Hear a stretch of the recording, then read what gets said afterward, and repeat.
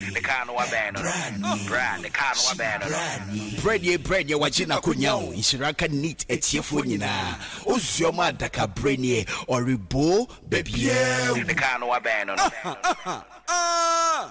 yesi okwan tware asuo ena asuo tware okwan panyin ni hwan a yebo okwan betu asuo ozioma adakabri frimpong manso wachina kunya bebie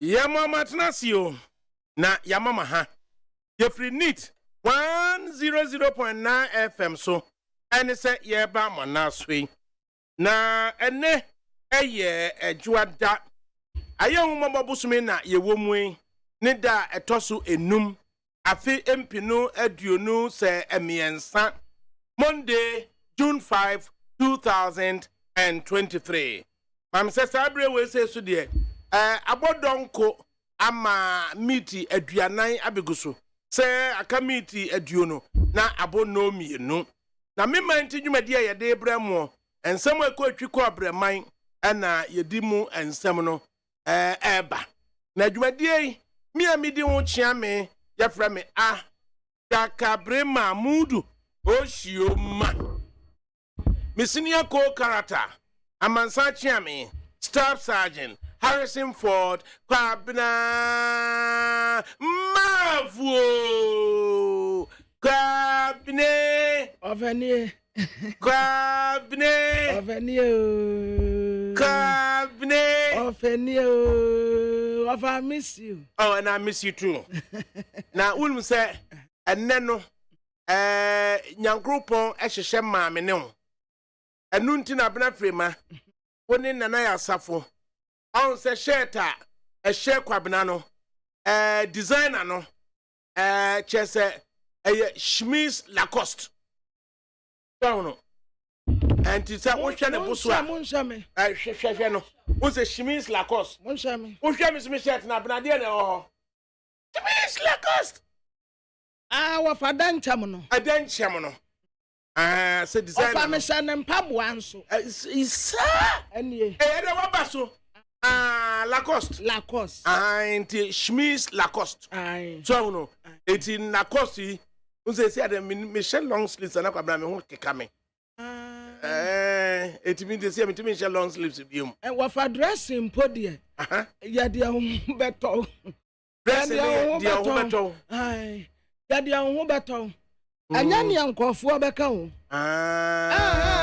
ndi nkofo anu achi ba say wo hwe obi wo hono mu a oswete nti say ukwohye nkofo siuti offer in life won ya dia ho beto sound there men try say ube please wo bia ba say oye adwuma bi so na adwuma no professionalism so say wo hwe say we your morning show host now she say in the professional environment no say utin team suit so no now what the time ni mia omnim umia ne say dono no a ya na efataw emma believability rate so kosoro okay say wo hwe say de team omnim sa na mia say dono no na wo hwe shirt show no say afaliabo ade no ya crazy so na mia omnim sa na wo shirt no be a Thomas Pink shirt be ana Charles Style shirt be sa so and I say DKNY be sa so na wo share and I say a costume for shirt na e show sa no a say Emma will be free say with the German street shirt in the show in a more professional environment now tie no team minimum sa so na say what say be either say sky blue shirt with a red tie ne bia navy your parents say suit papa say bia Jaeger and na say Bruno Magli na che utim boss na we interview no kura na obi hwe o dress no hwe question abebusa na say nenu o fever we short sleeves we say oh ofa ayi nanim dia no e wo tire nim ani atade o sao but say nipa na wogina wono a wo tintim no unse nti na ma lawyer for no ye kire wo mo dress na so say ethics no also dress yie ugo fanta refun bia de kokogina George nanim kra na omu so no ni nyina aka ho bi o say doctor enye likely say obedress basab yeah enti eye dress code our professional environment no ehun ehia papa ehun hia papa enti kwabena tena asesoso de a me ya from ADAKABRI Mamudu Osioma na senior co-creator kwabena mafo enete ye na production de panyin kwadwo dame ado ne sine na so ena me ofase mortuary osei agiman ebo ne chidom na na kwefri ye ena sebese mrante kwa ne me no na technical production no so ede na eye abna frema bankro ye sane mrane se mara michi mafa ena na ya osafo ono so no ehwe ama bibia ekoso engineering group omada roma ena wote yenken se efidie no ye chinchim ne fruma de akoye di amayen achu agbo worker na kwatia kwa na najare enkwatia so de so ate de asi ho ai wa hene no anana yiri pe otosumie no na chese ya kire ne contempt na yama no yes wontu ayama ne nansa ena na dwo so wosesare no mafiri kwatia kwa na waye den wo de achia wo mu na because no kan wo kan so na ko hene a owo eye enkwatia nana kura ni dini kwesisi nana tuobi tuobi krum iti nana tuobi ena na oye ohene wonkwatia ena nana tuobi etwa na ni hwe ban friend ntuma tentene mu no ena ba se na chiri no ye doti ye ni wie dia na ewo se akonwa no ihunu ena nipa mienu abepie so na ba ko soja ni enti ba ko so nye soja ni ena ba ko se a matwi tuo eni sa fede obia tito asole wane ya dinisi akonya first anti ni nyina no ekire se wan ene akase hwan metena so we mi be kan se mi wo stake won kwati o me ya asonafo na asem na me kan ya na me hwe ni ye kakra enti ni nyina ko wie se baako na ensese wakoje ahimfie boso ena oje ahimfie boso enti wo mo ko eye judicial committee of the regional house of chiefs ene ye se on solim free ahimfie honom on so mfra himfie ono no na ba se ono susu free se oye ho apay nti won ye den on so mfra himfie ho na no na koko wie se ye de kokofodua high court na ebe kwa se on so mfra himfie ono pendency of appeal no kwa on so mfra himfie ho na se order of a court ba you should be seen say why ye de be why obey orders no once you take appropriate steps to restore adekuro bi ananka wo hwehwe no we no aye ne say wa obey orders of the court and at Chitama court na tu sa na mo we say iti ye hwe se enkosi na anadwe no wone nananam himfu ni bi ebe sori afiri ahimfie on ma na nkwati akwada na jare wadawro ma de ohonie enu kese wa wosu firi nkwawu wosu firi eye nkwatia enu kese wa ba bia wo bi atema committee 11 mechia wate na ai woni obama fosti ni nyina se nkwatiafo na atu wo mu na ya me yaso na ni so de na je waka bia ma asonafo no wo fa den na wo mu ho de no aya wo mu ntumi nya no se aya akro bia asante wo kaya na mu ho baabi wo wura bia na chen wo pese wo di wo hene a first kura no ye chief executive officer and yes ya di no kodru ho no wo se Robia Santi kwatokwa hine address no mani hu say yes. Ede what? Enkan sa. De ade wono na wodi. Ya bi on address no. Okay. Asema da hono say. We kan nya fin so asonafo ye abiem. Ai wadwene say asonafo na abetu ani agu ye so. Ade esi ne say. Uzo kwa fa no so ye asonafo. Ezu ya asonafo no asa. Ade asonafo mo wan sam papa. Ede asonafo.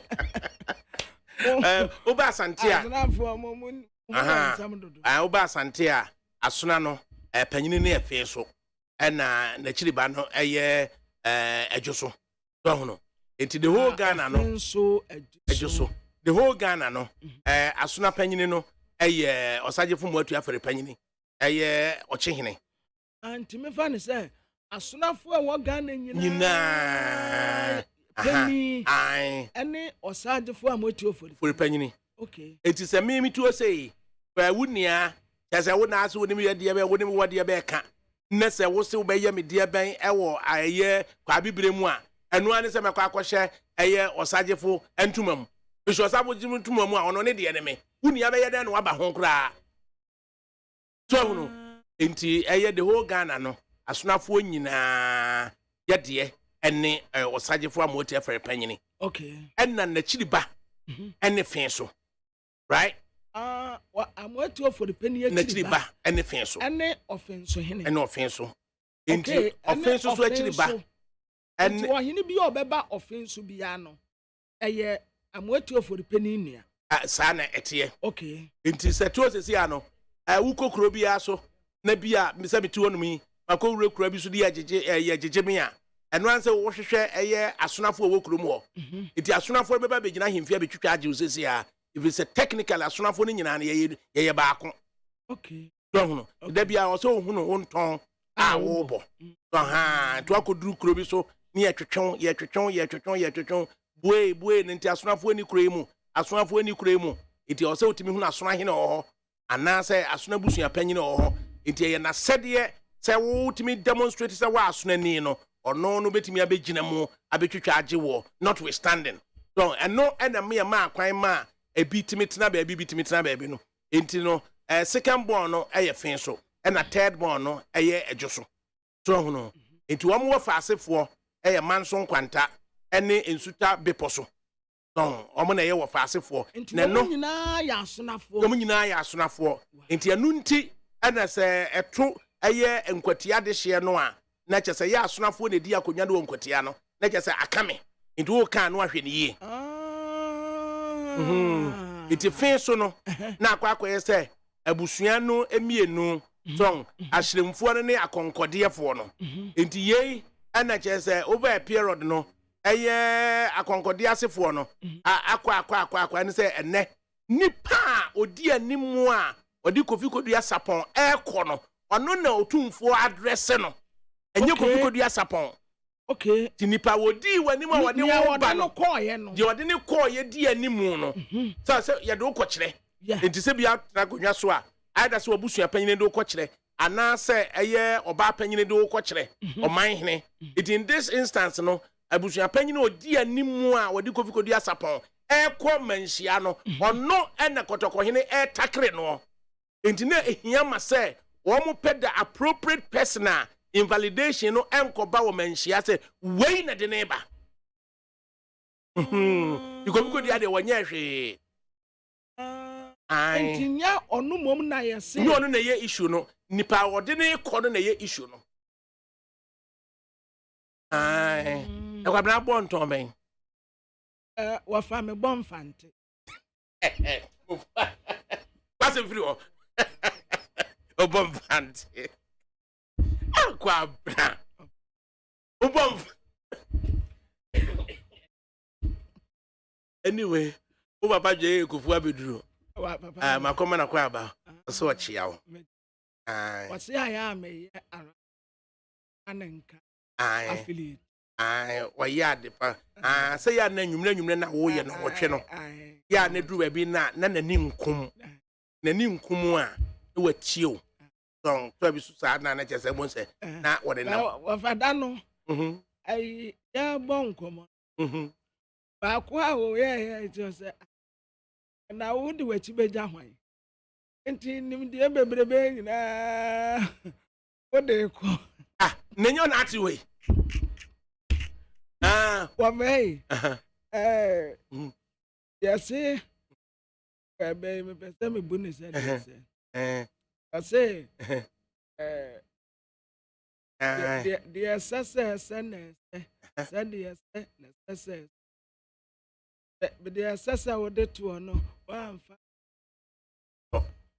a jan and never to me or you say Sassian kuna Sassian kun Sedin Sakura Yard cro aya obu ben me pesemi nya woni edin sakura hawofa anya de kro da bi won say ofa baby a on say baby a na papa kofo address every buy no it tells you say we obi a sabi wo man no nim say Say meka obi tire. Ya papa kofo.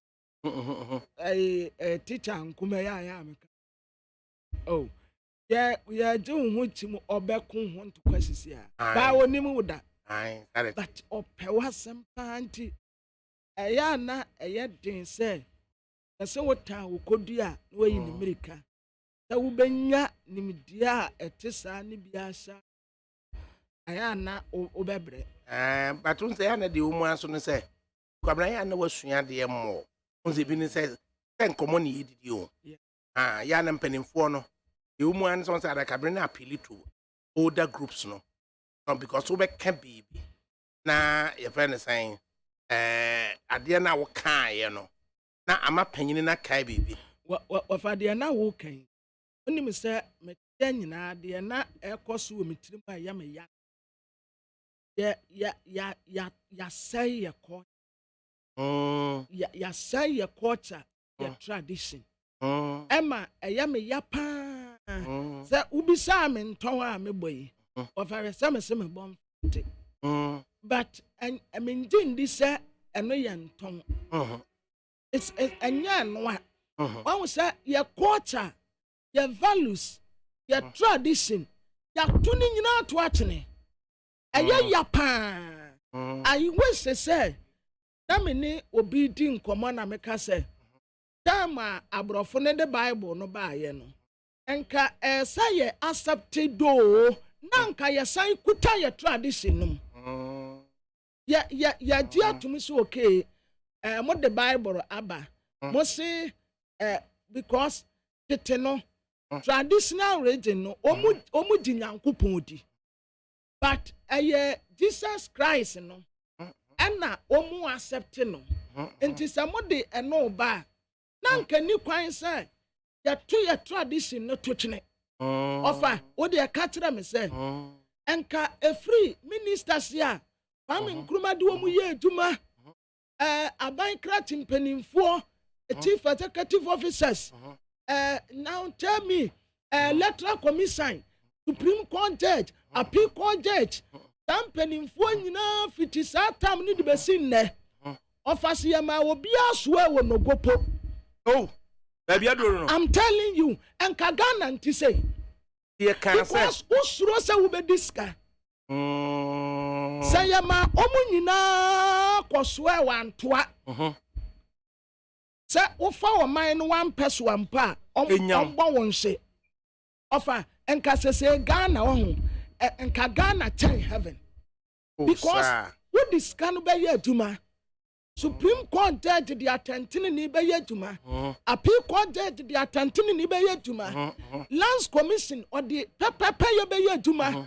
Obia ni wa obesisi obi. Enko obia ni wa obesisi obi. Say ya ma obia kosoe wo no gopo. Sir. Of anko obia ni wan cedi. Oh. But ya say traditional religion no. Ena nananuma yimfo a enka sasa omuhodu ofa onim se nne say ya obi kura akodi ade a akonwa atofie na yese brabedi ose wo ye Kristo ni nti woni ya say until no ma bi ase. Excellent. Yama traditional religion no elukiti say eye satanic bi but ope omu a and set takwa Anglican sofo beji akonwa. Excellent. And so ope of omu a omutumi ti bone in the name of nyamina hu mobro donso one day otfa ne bo a wonto ne ntem oya kanya eye Christians enti omuti bone pa ukoka wo so enya atamuo da no ni ye de akwasa atamuo da no ono abebu aten o de yenya ama no ofa ne bo wonto ne ntem na say ye enenke yakuta ye tradition numu until now sanka ofa enko obi amfo obi awansidi ususu sa hu ofa enka me si obi amfa obi awansidi enka nipa no be pa adwuma ya ye wo fata no wo de be ma no omfa wo man no wansidi unwie bi nkogu abrochire enka wo nyando won saka ya na ya strike o dead. Hey yes na kunkum ya ho sa na ye den ofa se wonni.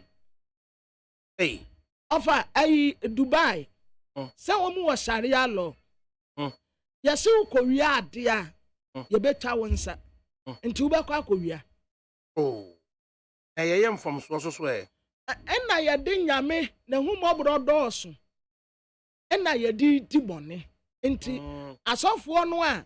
Uncle Pon, no one can recognize a share, mammy, Mokane, ya the boy for. Of auntie. Yes, Siciano. Obia person who did one fan who dear. Why a Christian? It used to say there will be a ba na or baby, penny, the minister, na or swear. Obia offer. Obia, your money, the bro, or men will be uncle Gopo. Sir, And Obia, I don't know, Uncle Akonodi. Akonadi mo. And I say Esikitwa. Good. And I watch the one. And I said Tigari. Good. You're I said- not Tigale come for. And I said Tayao. And I watch the one. And I said Tebetney. Mo. Not just a oh dear. Offer. What was say? I am ya say. Ya titi na nanumua. Omu accepte Bible no. Nanka say. Omu hold on to our tradition. Good. Because Omama of our women says here, any history crab of natural man. Yenny and Qualea essis were Mranti and Maba way. One crum ponimo. And one Nicrum one, no mamma and the papa free with him. And one Robertson. One name tradition in Robertson. Bisano. Eh? Ah, Yasafo was Nana. But Nancy and Musa, What just to baby of Frijuso. I just nip me and open the Frijuso. A year, Ugo craft and no case in the Frijuso. Nay, as Antoine and no go crum Frijuso. And I just to continue in the Frijuso. Ubia can be in Frijuso beam. Aye. So, Yenimu say, Yenimi a tradition. And they are never come for not home. it will visit the door saying, and a begia to mo say.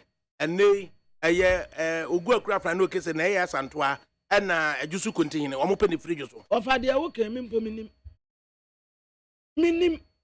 Your social studies, your cultural studies, offer into what I say, the Ghana, your ministers, your education. So, Nessa, yes, yeah, say God in Godgesbeck.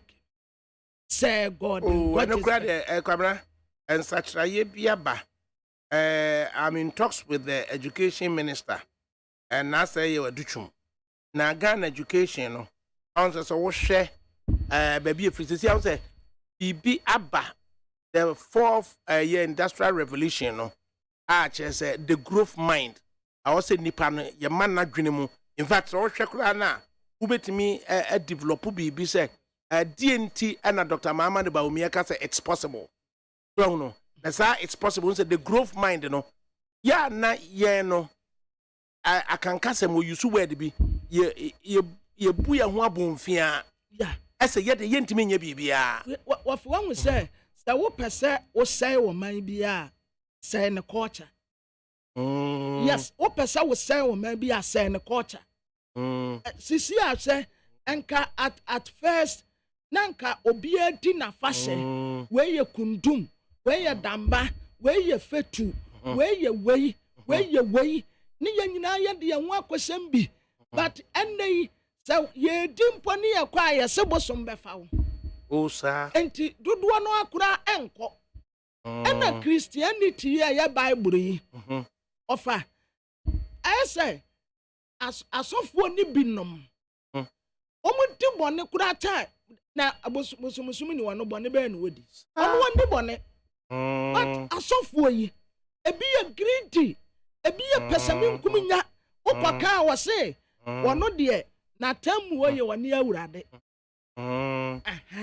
enti ebi fankofo yire ebi gu abusua ebi tiche nipam ebi do watan to wanuam okoka wa say yantan na ni nyina momunyini Unze ade ya oka ze bi fankrofo yire ene unze eye nkramufo kra no imamfo kra bompa de amawa unze yetimi free ni paso munyina ma twa ho nhia na ye mompa mfama ho ene o ma hyase yusu nkwada if you say imam na ni abre no kra wo srem pai bo no de ama no wo mu abetwa ho ahia na ye bo mpa ama no abonefo kra dooso mpa na imam hwa me abo ama nyina na asai de ne nkramofo kwa yusu nkwala nkitenkete to the stance nkwala no boni eni wo mo ho into unya ebi a 10-year-old girls be miensa no anya bi a 11-year-old 12-year-old boys be se miensa na imam ne to no no mutwa ho hia na imam ne direct wo mo no mo recite the verses e de bompa ma wa nkramofo kra ne no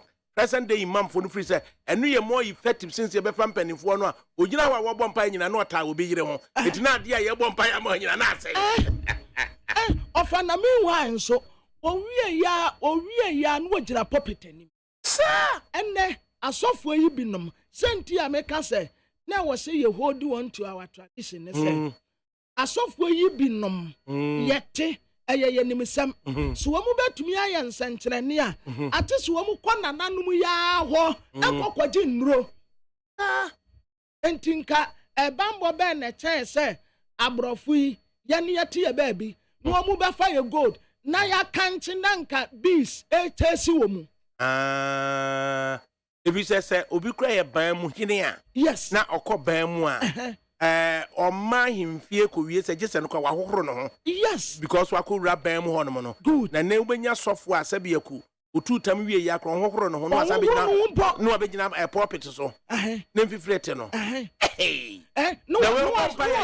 no bisa wo mu ofa bisa wo mu obom pa ya nyame betie bisa wo mu na wa wo ka do ni na nsankyerane mi hu nsankyerane ayi bia wo mutumi ye bebre dia ya fake omu kro yala si antichiri ya damudie wo soro enso omu tichiri wo mu dia wa ha ebi sikani bre onu free wa apɛ no wɔtete ne ba ɛde na bɛhyɛ anam and you are calling no go pose omu di omu ya adeboyefo na wo ye wan ana obi si no go po ya adeboyefo ba ku ya o ye ya nke ya ti ni prayer ya ne duru ba bi asɛm no ya na ne nkyire mu na ya ne hia o se ye demonic o describe omu as demonic eyekuro good ekuro enogopo no eyekuro good so na eyekuro no omo wo abosom a ewo ho nom good enti se obi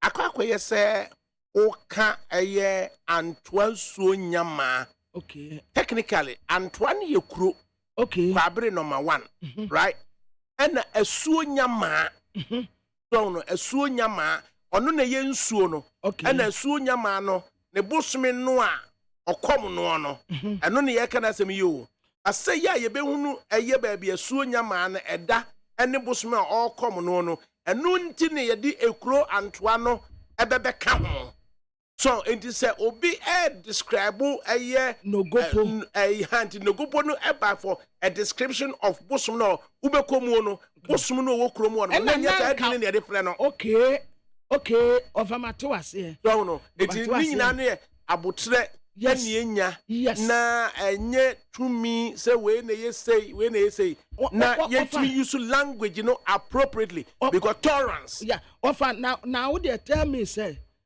no go pobosum ena sofu ya na jitum so sex wa no fom so wa mfa ho nchew good enti wo kan no aka ne yi ena sofu ya anope ya send name in the video wa ha obutu obi yire so na ya che ne nsa no ena wo mo video no who is righteous na we dey one fan betoto ho sa na bosum na wote ne ba bi me chese opepepepe ye owura opep justice owura ene wo a wo the bible no efa obire ya ye taw ensa no why no wa ye hotiw ni babna ofa David ran na hinie ya describe no say na ye complete David na hinie ye complete David di akura na wanye eso nyame e de che no nyankropon wo mo punish wo mo wamfa nche wo mo no eye wo mo ya homaso wo mo na nyankopon amfa nche wo mo na se David mpo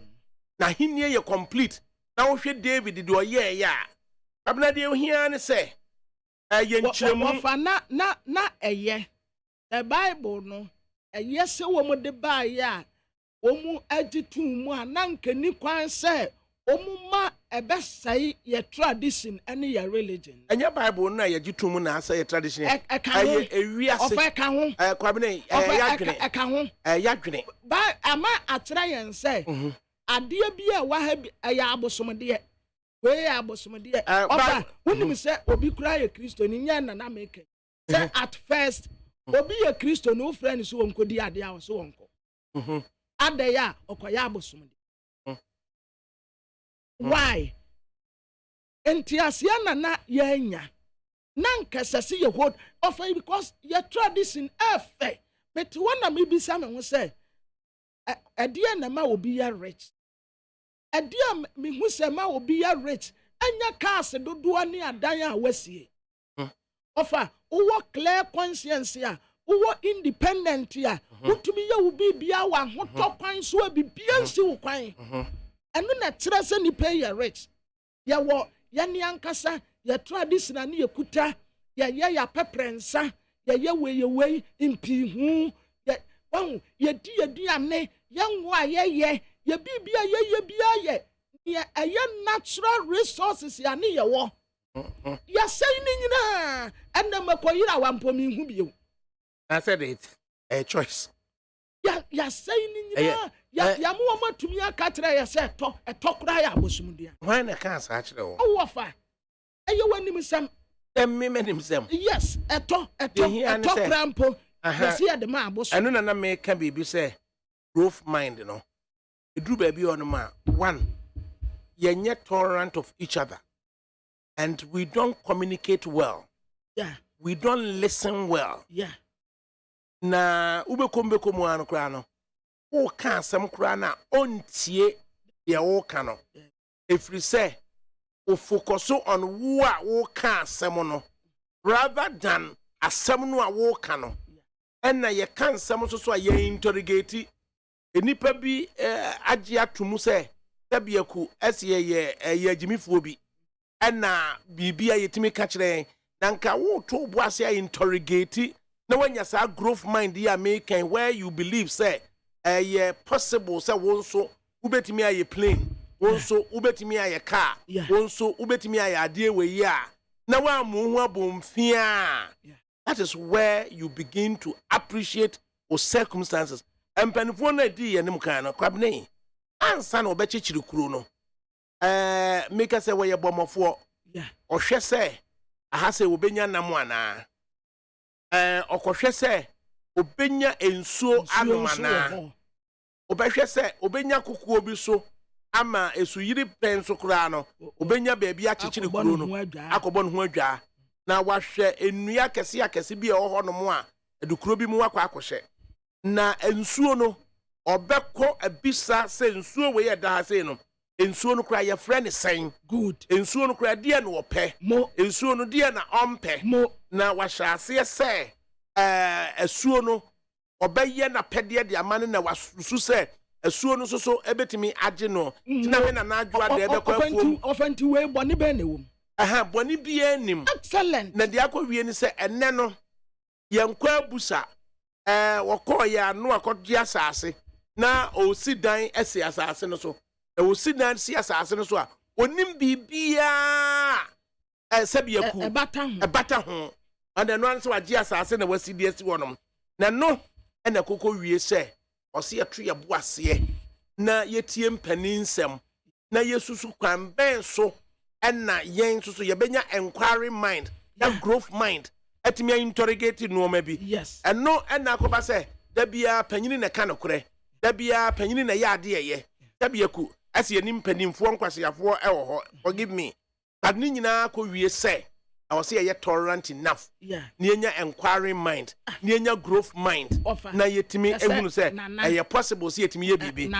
Dr. Muhammad ba omi amechia wo. Nana afiaso. Na wo no. Wo se mu gunsa. Mu yi apaye. E de akai nana o mawu kɔ. Ofa we wo mu ne say. Say no so. E na emu nsem bebre ho. Say we hunu say de esi ye no so a in present day no yefum na yefum so na nananom twere letter obehunu an se wona ahye asase tatai e je se hu se nananom atwere na nananom twere wa na kyese ye bekwa kodi asem no wo ayasamado na kyese yakodi asem no na yedi asem no na adi bi ma no asan ba wiase enti wo to ma oba be kan sei no sankanya nsori susu a enka Ghana kranke wo school dodo asan wafana me on se me say omo accept ye no na nke ni kwan se ye tradition ene ye religion no ye mano eba form sa omo accept ye no yeah ekwani omo fa so omo digital mu a ye de ye adwuma no enne no nye no na ye di so excellent enne no ye no ya abuse no aha ye ntwantumi use that word no eye eno ma miensa enene ekum yen no ma ne miensa ekum yen no ohia kunya papa ohia nefa kase of imagine say asori ye program ka no ma ne miensa kire wa na nke mudi obefa de akire mu no na making and say ma menka miensa ne kire wa nti me no ma miensa ekunya no ohia eye number 1 ohia kunya papa number 2 eye ignorance so no animdi a yennie so no and number 3 eye disease yarewa so no eti poverty ignorance and disease afemu de hin na wo poverty no one say senka eye na wo de hye sorry e wo Ghana nyin one day ebi ye program fiti ano nsia kwesi anyum ewia no miensa benada omoye kuada omoye yawada omoye efiada omoye ofashe nipa dodo a egu meanwhile nipa no oni di obedi obat obe cheche di akoto of ai edo pero wa bra enka sese okay obi ahye no na dwene nso ye ne se yesi bibia tise urade bibia na urade no usufre no o dem awoma good instead they say enka obekọ akọpe nsuo di esi ni ti akọton no na wo de ti asori dem and because opade efo good na wokobo mpaye no kura na urade bie kwa ma no akwanya ne ba na kwam so wahwe so yie mo nyi ofiri hwa na obekọ ntokwa mo nyi ofiri hwa na obi bia obi kura o wa nyame tumi de adom bi dom no na wono abuse wa abuse sa adom no yes and because na dwene ye debased and not ignorance ya say bibia urade beye wo de amamentina o ya say ne breso a wo beye enti ommo no ho so say urade ye no ma bebre man na ye nhunu wo sorry ye tanya urade anka betimi asori there be anka betimi ahome another day enti urade no aye no ma man na ye ni nso de urade oye de man no na nka wo take advantage akwanya urade di amawo sensuo na obeton aton enkatia na obeton aton na da bia na egu asori dem from Monday to Friday nyina yegu asori dem so egu asori dem a ebi onyamfaso de bi asori dem o ofade ya onyamfaso de bi asori dem o so for so ye full time job no so ye no job ka be na ka yo ya kan wo be ka tira o say kwabena o person o say Christian because who say na djuma ye kende ye nya nam ka say ya bonefo na nka sofo panyini pa so betena say ama ene ye de running mate akodaada no sofo panyini pa na oto wanom na politics de running mate abedaada I I am in shock you been running mate sofo panyini mu a na wo ti wanom ye de running mate the other politicians and now so ama ho kwan it is say sana de na kwakoye kwamne we are that ignorant that's of panyini na ya dada say you do be running mate na you do akwa answer a political question ya yira mami kinga messages kagra on Facebook live ya sebe wo amakoma himfie hey was a good afternoon engineer Gbalakoku was it's not only what is in your head however also appearance counts. Amos Day was a good afternoon Kwabena Mafo Ghana Abugiri was it's only JM who can build this country. Ghana he has an experience. Sir John Bososo was even if the MPP presidential aspirants come together to contest the NDC, they will not get 30% of the total vote cast. Ghanaians are wise this time. And now, Odebaye. Lampre King Rashid, ADAKABRI, thanks for your very good explanation and education. It must then be or say Kwabna Mafo, I love you, pa. Dana Abugri, Kwabna was born in some crack. All trees, Nana Kwesi, Apia Sechi. I say, good morning, Professor ADAKABRI and the team. Watching you live from New York City, USA. Wishing everyone an informative and educative program.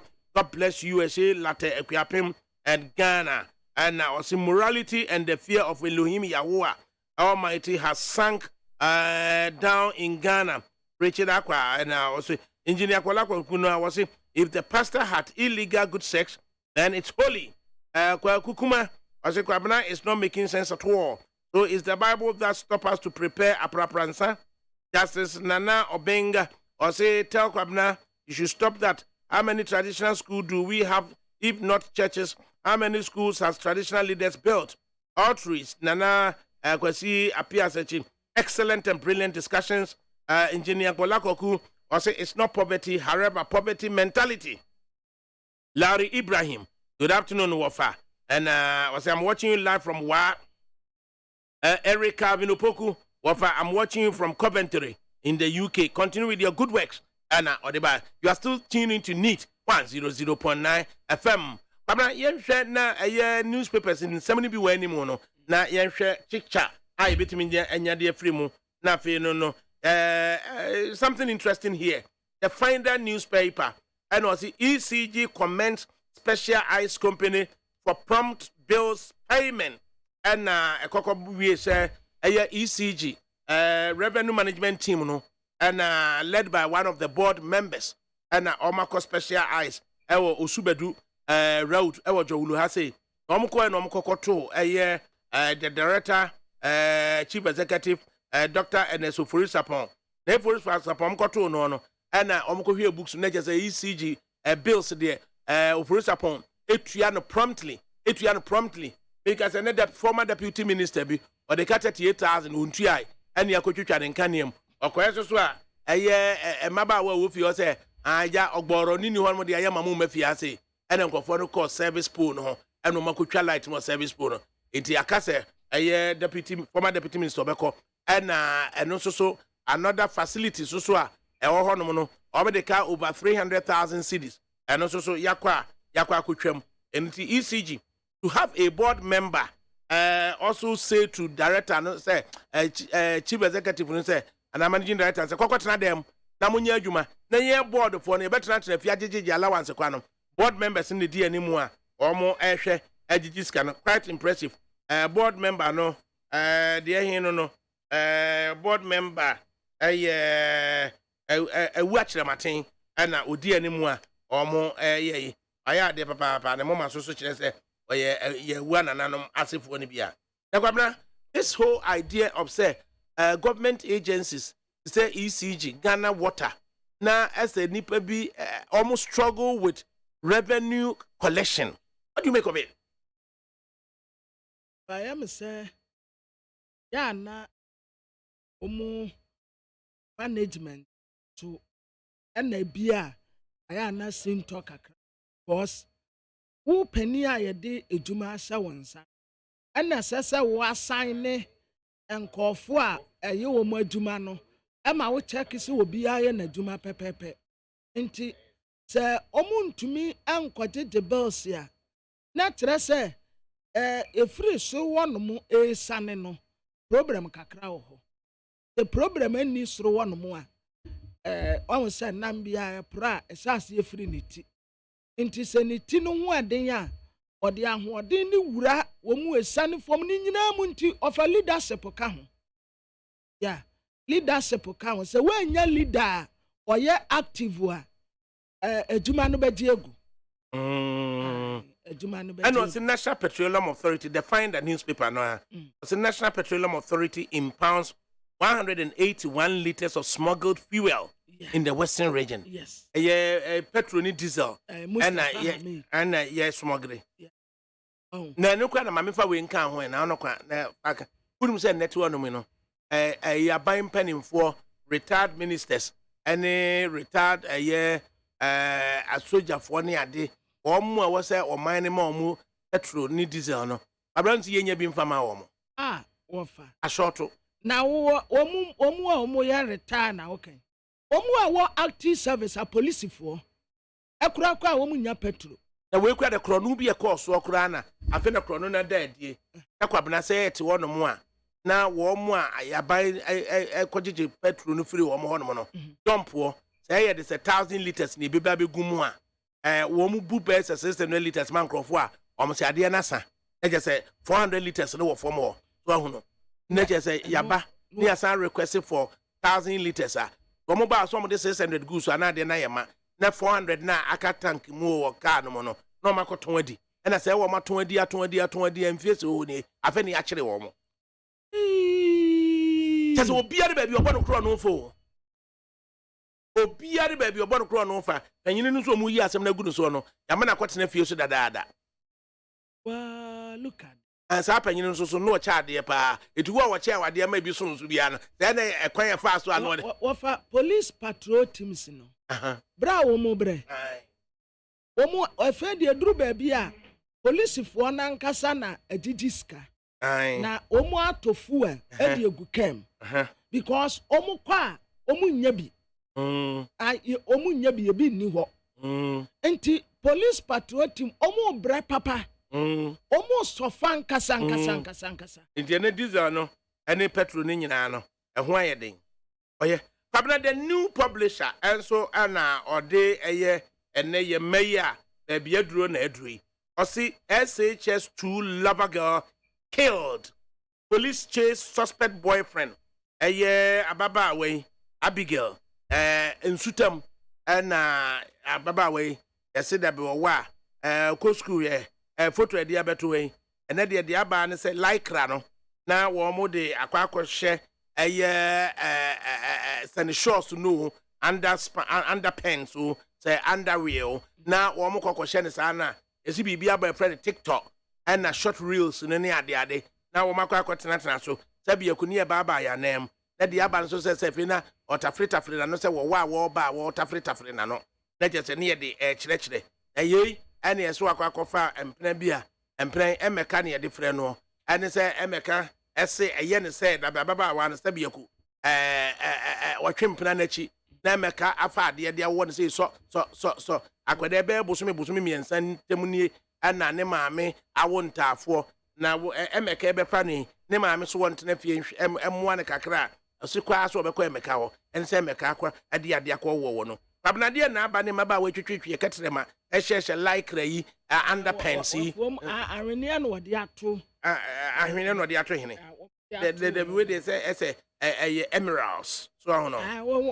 wo mu ahwene no ayede ema no maamefo ne de gu omu ano wo mo de tu omu yefunu wo de tu omu yefunu so o sa wo mo de tu ma ne yefe wo mo de tu ma ne yefe yefe na bo yakwada ketu SHS2 no oduru hene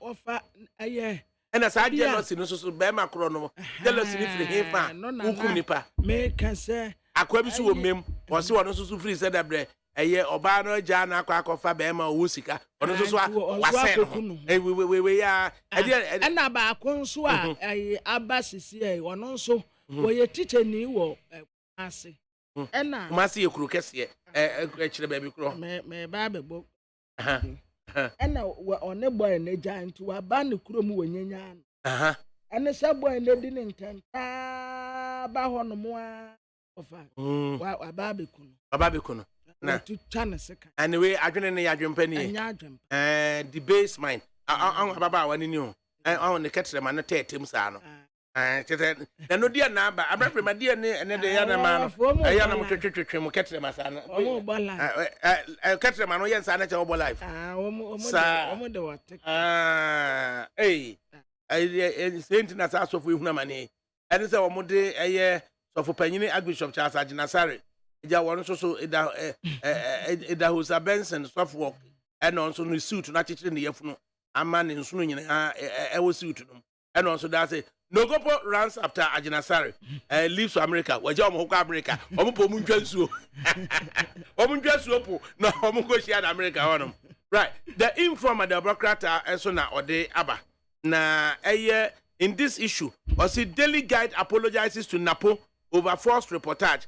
They then a Daily Guide Aquacan Napo Wasem. Ness a Daily Guide to Cocaino. There were tea and now we're gua now Obepacha wa informer Muna Yadicho Padapapa. Informer Nacopacha. Baguna Meka Baguna Poasamwa.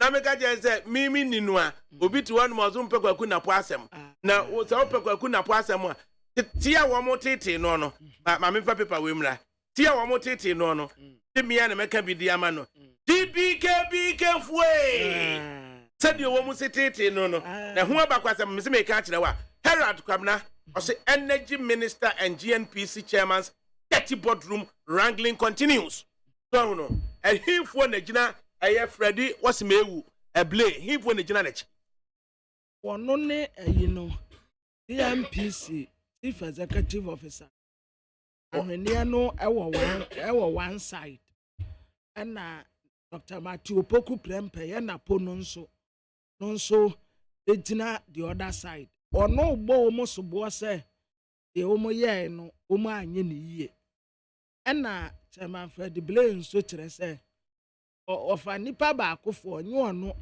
na oye saa de no ete say ye decision board ni nyina etake ye nti untumi mblemu ono as Freddy Blay eso kan say on resign china nipa wode adwuma no ma no fi say wa yamfom so a on sake no na say nipa no so a ho no uye mampanyina Kwabna ya obre kukusi se ahenefo na chef Freddy Blay ene opuku ahene echi ofa minim nsumi ntumi nka DBK fue so no ena kwaku na pono aye mampanyini ni penasem se de ba no mampanyini ni pe kwaku na po asem pa ofa edu ba bia ye nso aya ye te de ekoso o eti kwaku na po eba de say ya mampanyini pe ne betuma aka so de twa akoma to yam amehwe na me ne o maka na sankrofo no die pa no mpeso mo ye won no mo koton ade ne de ama no o ma ton awie nya so o mo koton o ma ton de ama South Africa Petro South na when the church asa GNPC board chairman na GNPC chief executive officer na element ni na mesimi ntumi nkan usuro berebe mama nche de tia utumi nkan yakwachi obi ya kwaje 10 million and the 10 million obenya ono ogofa we ogofa 10 million ya ni ya de court behunahuna ya ni ya de court behunahuna Daily Guide or say Oforiata hits Captain Smart with 10 million suit ya ni ya de behunahuna ya ni ya de behunahuna we adient na ye behunahuna that 10 million we need to be very careful what we say the words complain of the faithful words no if they are true abna o can me ma kwa ma wonka some of a men can the minim because me cross me kaswa I was said there should be a countermanding year authority be or no can say the kana ya kwagina IMF sika no one what 10%. Maybe faithful words, no? Yeah. Say, asem na obusa. The munim say IMF sika. A nipa sumensi what 10%. Na munim say that dia na Ghana. Antini dia na question. Antia na eba no say ya. Okay. Very important so be mama no asie. So that obi anye nsi bone. Ofa ka bi. Wo mani abre. No mani bre ade so mo pese wo wa no be fom ana me ma no be fom.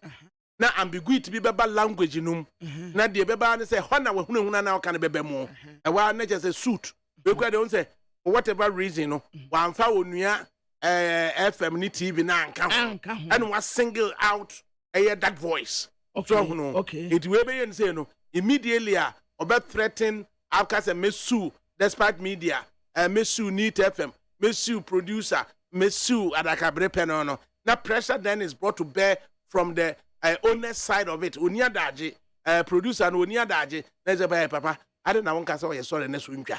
It's a man a human yet. But then you have to be mindful. You should always be on the lookout for libels. Say words are be useful. Say if it's correct, the complaint words and I say the faithful words. Say munim say I am a physical yabe no ono kwa watine 10%. And say one no kwa so no. Debia Ghana be kwa jibusia bia watine 10%.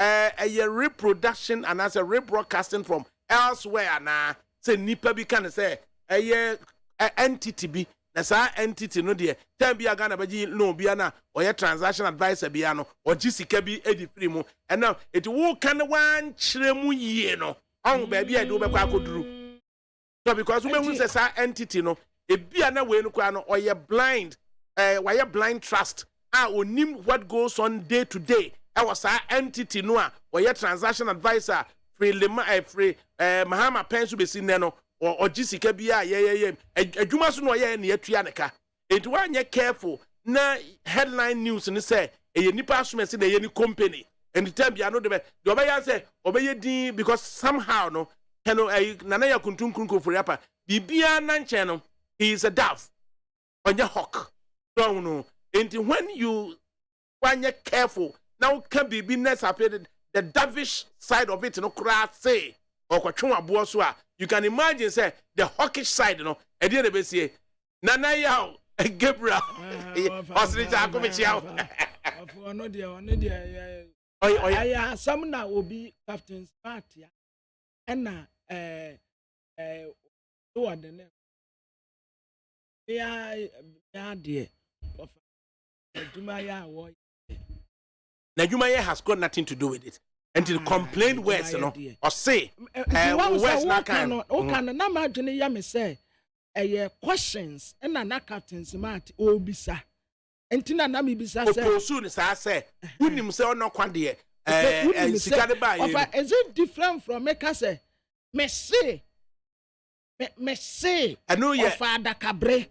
Graphic you wafa. The woman say, wa complaining.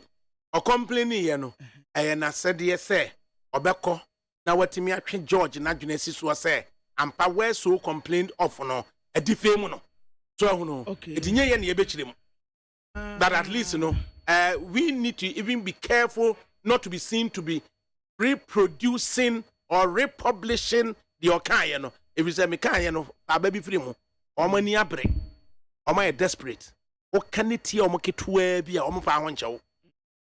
How many abre? Or my desperate? That was in the kind of me, you know. The be a many abre. I had to be a desperate. Ain't no Paco Taru fridge who of ye. Nesekua, the whole bed you may be a noa. Nesekua Cocoyotia. Now what Sekua remind you never kind of fridge, you know, say, ADAKABRI say, or more any abre. Or my desperate to be a caviar, pap. And yet, way. Woman, oh, my desperate. And he will be a Wogavia. Oh, who's Anna a body as also no, and from many bodies a body any bubua, who's the drum. And there's a. What did the dinner breed, dear brother? What did the dinner breed, dear brother? And one Obika, Fino, Babrama Woka, and that's what ADAKABRI Roka. Na have my miss and catcher when I go Wobia. Was it MPP Syria endorses pop up? Oh my yard. Not when a forms so. Near Casse endorse will be forms of manual. Endorse back. Because one appearance be now Bemo Nemo. Yes, one knows who we are, would you? Asante Yama 10,000 and a Bono and a Bunu is Yama 6,000. The way the chairman about Kuka the 6,000 or Cotiania and 5,000. And then there's a go for a year and was there. I go for blah. What is our reporter? Reporter, reporter. What is Pamela? Over. Chairman Bako. Yeah, appearance fee, yes, 6,000. And one also got Tiani. I'm a woman 5,000. And then go for a league. Daddy and 6,000. And as I see a woman just chairman, they say, one more per 1,000. Chairman, I'm far balance number. And I didn't know Ashanti region, the more 10,000. Now, if I say Bruno, any Bruno is the almost 6,000. Then what is our story? No, I don't know. Appearance fee no can be them over Yantia Bruno East. I ain't me microphone be din and I may Yantia. A film as a regular chairman from the of constituency chairman. I will constituency chairman could do an after and say you have to endorse one of the aspirant nomination form. And you endorse you know, and your mom of 5,000. No free or do no constituency no. And no Yantia says, flag by an aspirant no crano at the 6,000 and the man regional chairman and no normal 5. I will be outside be outside 10. The Nipa 10 or regional sign will be 5,000. Now 5,000 by near mom sister. And it's 5,000. I'm a semi say, Omo sign, Omubufu, Omubufu, such as a chairman and 4,000. I'm a so mom. Ben Sumner, because I was saying. Hypocrite ADAKABRI. So you are saying if anyone say anything that's not true about you, the person doesn't have any right to seek for address in the court of law or what? Hypocrite. And so those are not baby. Okay, some crowd on you. Me say you're very careful. Na oka asembia anya no krabika krabia on fa wo ho angel. Enti bensam ompa ya ne se kamekra meka bibi ne ma no befom na obeba betwem abo so eso onyankropo twedi ampo me be wakasa agumi ketrema so me nka ma ne ntia wo mo ame matwini pa abo so da ati ana na hypocrite na wo ka no munam mama ga na asa nu ade oti aso butubutu radio achi na odidi presenter atem na odidi na munim de yakoso ga na asa na nka nyesa agade na asie alankitenkiti ayemo brada ni adi sika me wo dia yade mom di nyam bratam padanketenketi me fa millions of cedis na yes yade ko buy election ni yade ahyehyehye o monsem na wuti wan mo na wakeka bi saa keke no akeka bi saa keke anima me kai kwa na na afutu be am de ma wo o se o mo ani abre no my desperate who can be ahweye biti o se man kan jiro se asam no captain kan no yenya amma sa faithful words ne yanka waten yadam kai etu ontie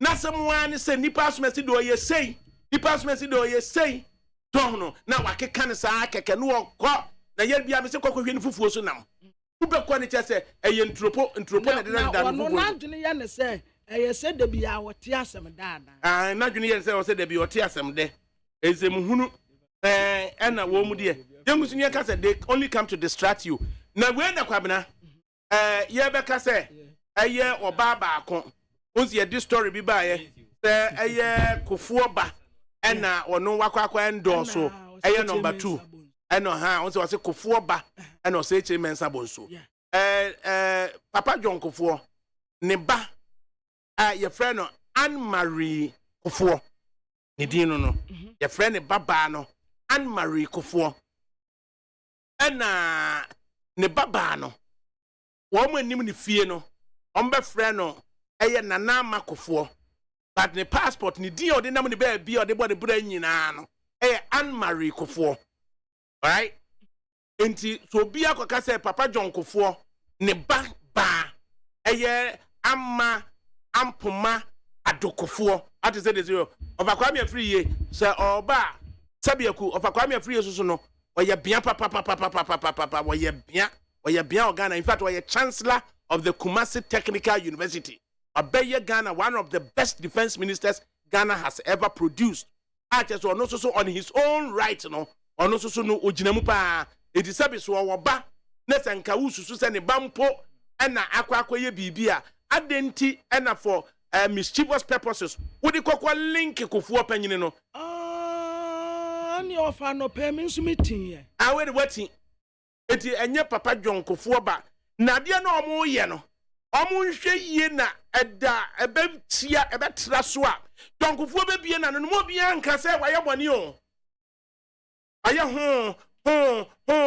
sa sempa bia kokoto e o UK ye friends Exeter College 900 years and a college na tenase na yetimi di painting ebo balcony for 500 years na painting ne bo na papa John kofuo Yamfa ni painting ba kupo ni painting mienu and about 2 balconies. That is the nimunyamu awakwaje di abre Ghana. Say an old student ne nyamia ye na dum na wo ba ya ye be percent ye kwa kobusa ne ho nsam ama ye hunu sentia ede ne e ba ya ono yetimi di ni paintings mienu nya ba kopo mienu ade abobo honom na yese ne ba is a purpose ben na no eye peduase resort wo honom na no birthday ni akofa na betena se ni akoka asema akohye na no ni akoka asema wode ho ena o ma wo se adubofo atwiro bibi kakra eye den ede bae ene so ye ba be ka se eye ne ba na ama akwa ese na ama so enenam ne ba bia onkoye bibi asa etina na ama no ni voters what the tinti pacho in the voters ID card Anne-Marie Kufuor chief nua ba no one e panyini ni voters ID card Anne-Marie Kufuor the passport Anne-Marie Kufuor to efiedin de ye de ne to ne nana to ho no mamia ma pa ampoma no enti na uduru Ring Road Central hase ampoma house opposite Society General hono no o se dan bi ho ampoma house Society General opposite kwani twante mo se ampoma house bi ho eno ne abusuafie ampoma no to ho no enti ejonkofo ba bia ni ho a wakondose na fe nipa no yese ono akondose no sa nipa no oye National Council member na makotwiro so oye National Council member. What are they getting at? Nipa no oye banker no Exim Bank ene ne wo oye deputy o CBG na okọ hono no ono no onye National Council member so hono na okọ National Council membership no so dia ka benya Ashanti Regional Women's Organizer no a wono so dia nana ma mpoma hono ba bia omode no ma ni wurawura so and say 10,000 no so no now we say a chicken feed obi de so wahene kese wo betimi akopa 10,000 de amano na chairman ba ko oji 10,000 no se nkrof we de mo de mamu nka hwe na mo fa 10,000 bi mreme o mo de abrem na mo ma menye na me kokko wura mu na me koto aba mu ni bia meto akọ chairman bi so abuno chairman so say so sa pepe o so no de why na age say no ba bia obeje no rabut no mu de a no bia no kromuti no ni so mbogu so afre na de amane de a ono so ba kwaje na de omo pe but the most important thing no ne kokromuti no that no be what we say no gusu awoti no Adakabri you don't feed me so you have to withdraw that useless statement what we say once I just mean withdraw me so fufuo so nam o se me menhwew o ka asama wontie ne ye mu fitia na ataka obi me so fufuo so nam ye nkonkwo hwe entropo ne gusu protein kura wunya be wa ba hye no some withdraw mo so ya bunya na no me ne hackman ye friend say interview me busa na sam de yakọ unim de wo mu na me ye me interview eno so sabi akompre akonkere de kwa me akompre kwa Japan me wote wa onya me nua da bia be beto bia ye mpoyem ati ana na eno so ababa wa bi vera dogbe no so tiwa no so akeka bia kyerɛ wo na ma bi kwa akeka because o free say me on support Kennedy wo Kennedy no ye me nua ati ana na to no ma wono kra me be pa ma Kennedy yire kra be papa wani so say Kennedy na as a Kennedy yire we the papa mu no wo support obi ana de we kokoto abontene so eti uja for me say intropo ne gu aduane so yankwankwa onkwan mu na wana ntompo na ria intropo entop am fan to phone wa fan intropo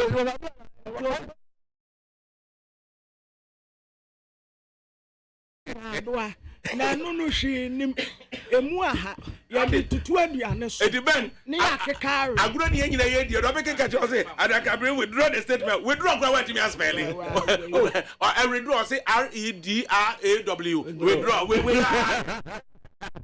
so ye nyina ye nuanu mate ye di aguro ate emane ha ate ana emane ha edu ka bi kire me a you do me I do you so wo fi say etua onyonko wa you don't do that publicly crowded church or normal penny house ya tena hanu a ye de enimu hwe ye enimu hwe en sama ye enimu na ya kasa ni nyina ni be ka wo nka wo ya no wa fa kan ya afutu na me de ma ka GMPC as wo bisa me say na no na kan me ka ta me bu body ya tera wa wo no ya say tika kire so They are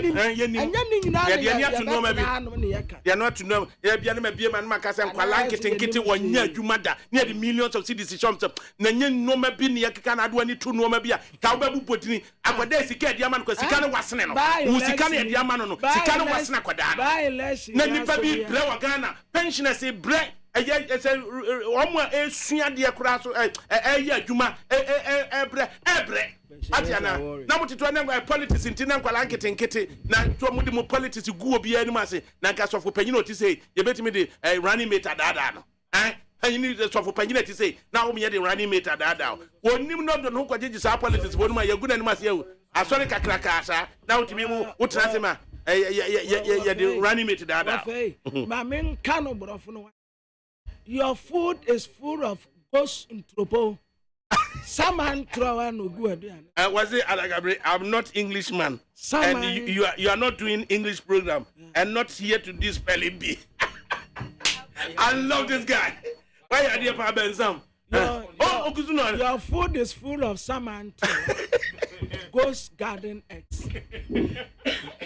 Your food is full of I'm going to one distraction. Salmon throw. Yes, salmon throw and the goose. Now, carry. As a Medina MPP in Timor, 4 executives suspended. $10, a dear Ecoso. Ye, dear Ecoso. I will your friends in Medina. Dear Ecoso, Medina, MPP Moa, $10 more Hinifa. And I just say, yes, suspending Nipa. It is that time suspension, be brilliant. Munyai, suspension, be brilliant. Ghanaian Times, Kabana, a very serious friends story. Ghanaian Times, or say Ghanaian Times, the photo of Ghanaian Times, Kabana. I mean, look at it. As a SIM card deactivation, 8 million unregistered cars blocked. Now, is it a matter of course, Kabana? Omun Ghana card, and now some more Ghana card. Now they hadn't gone through your friend saying a registration. Well, NCA for the over the count, the Obia genuinely that only Ghana card. A faina when ya obey to me, Umubayaman. But Omua a year wapai, Omudia Umbetem. Washa. I said, Nakakrin, the uncle for us and lie with Tekus. Ya, Omo. Aqua. And the piano. Your man was to buy last minute. And then no free, sir. Yeah, deactivation, Anna. Now you a year been most swaging, sir, is not possible. Want to mean to now, what you want to well. Because 8 million unregistered. Say the Bema Telco Sunusuno, almost sick as a mark of form. Yeah, especially Scabebre. Risk Cabibri. Almost risk Cabibria. Ombetria home tax the Amabino. Be one tear. Dear anyone, put ya home to any.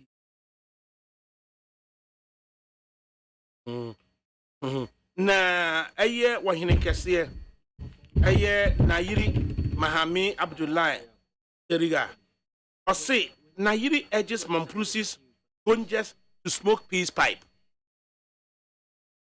Lankasa wahine kese akasa bebre kura omu eguso kontu kwempo sese kura ntukana ubisa no na ase a wonte ase ubisa no a ayi wafa ukai apartheid time no a womonso ntukwa sa lucky dupe everywhere in the world people almost send the baby no say I am not saying this because I am a coward.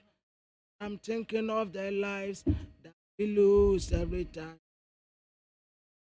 Killing innocent people, women and children. Oh, who doesn't know about the government? Who doesn't know about no cry when you say na odi mu ho hwe because o hwe mu a administrative part no Savannah region. Hida tunanke ho nyina ye northern region. And na ye to share no.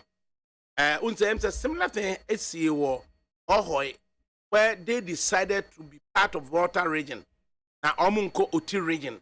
And nanka emse e share no nanka ombeko akoye Oti region. Into way akwa bibi to say the tip of Savannah region.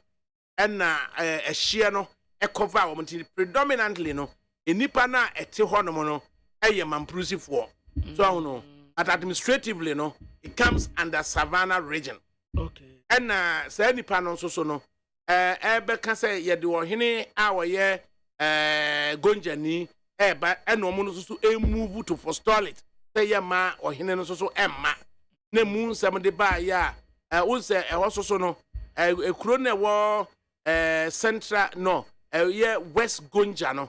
Unse West Gonja Damango Daboya Bole Sola enti ehun sensam no etimi ba etinu akwa ko se ye fitem ewo Gonja fo ene Savannah fo enti se o hye se time Western Ashanti in 1958 Western Ashanti ba ye no unse Western Ashanti no edi free tepa eko go so eko mem onyina Western Ashanti akwa be present day half region so no at the time half region neighbor no there were even quest of say yenma tepa emra meye regional capital for the half region whereas tepa opted to be part of Ashanti and then a bus capital no ekoye go so na go so no so no hwemu a over broni ba go so no adi over 100 years so next after na broni a no hwe go so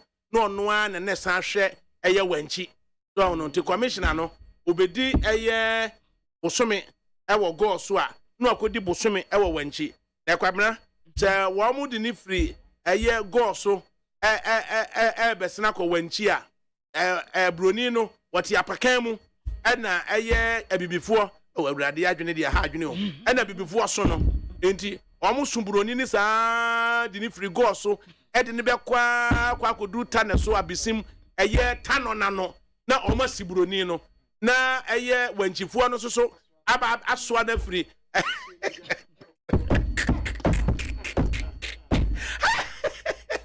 Go ya ha pa na je initially make an one broni no ne yire ne maka ho a yeso ne yire ne mani nyina o ne yaso a wo mu free hwe that wo hwe the friend saying the geographical distance wo free go so enam from ede eko abisim tano so to no na wodi broni na kwa kosi ensuo na no na wanchifuo no so aba be fa no ede na twam ensuo na ja akofa ofuman ede na ko wanchi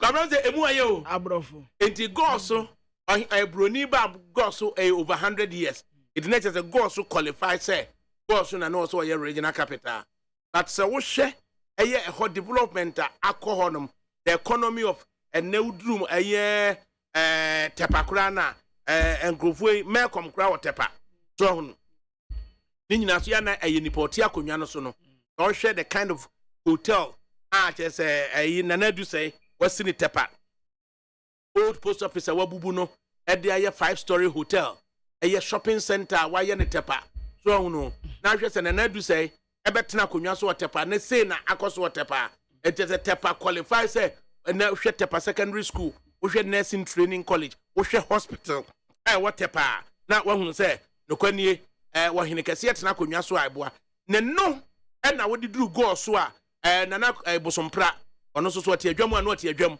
ono so ahwe ama go so enche na je say go so ni emem abaye twin town na kwabra eba ne say ya na abusa say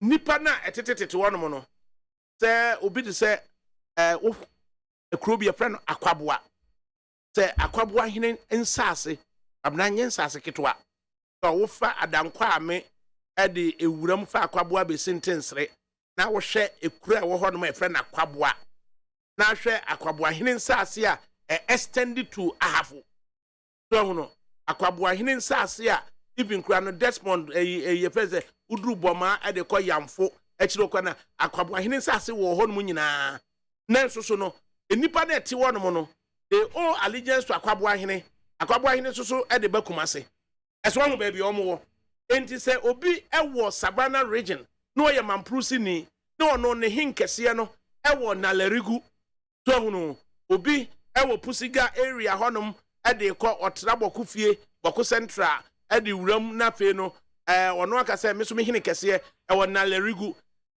yentimi nye distinction between traditional authority and administrative authority anka enkofa asumdwe emfama dan say ye be free say ba bia wo bia because okọ rara obaka kire say akwantu tentene omufiri kontenase abedu kofodua atoaso ede akọ rara it rara ebetwam de abakumase and I recall a year was it 2002 there about wo ba bi otokohene bese no ko rara na obese no ko rara no ofa kwando ekosi nkonya hinkro ede ko tapa abotoase ana nintintin so de ko rara ana ehimfoti o ana omo se wa ma ho amechia eye ehimfo wo ho ana watwam direct de ko rara into omo si pampim se wo san na chi no oba de ebesi enti omo si pampim no ana ofiri wo ma na che se odi wura mu ewo apesokobi edi kokosi krache ana wotena pantu no so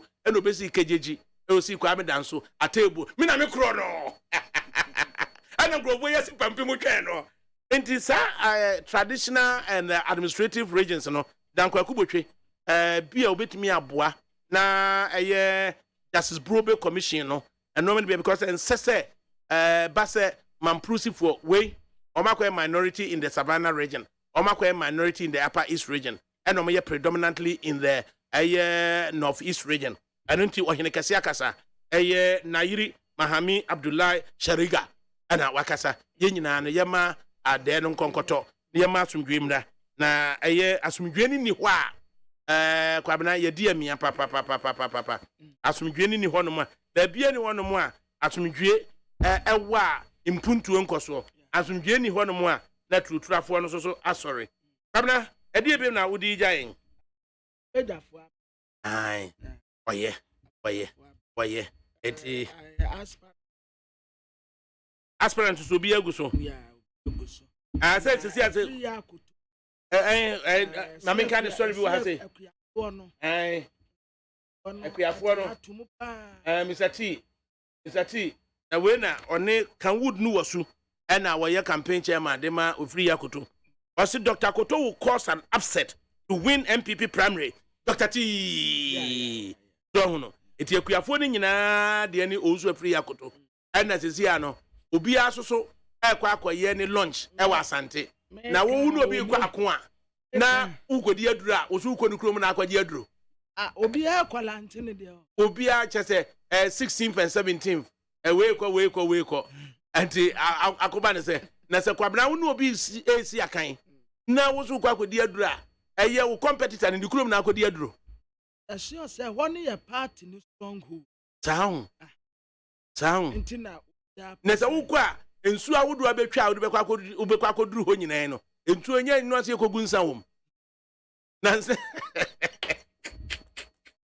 na no se na yiri ni kogo gina subin no mu ene kogu nsa subin no na wo kodi aduru a kogodi wo krom enkonkodi wo opponent krom enya se omu wie bibia no masa asa no wate na eti ni nyina ne se Master P amenkenka na yima no na vempenefo ne ntrase ugusu tie nit 100.9 FM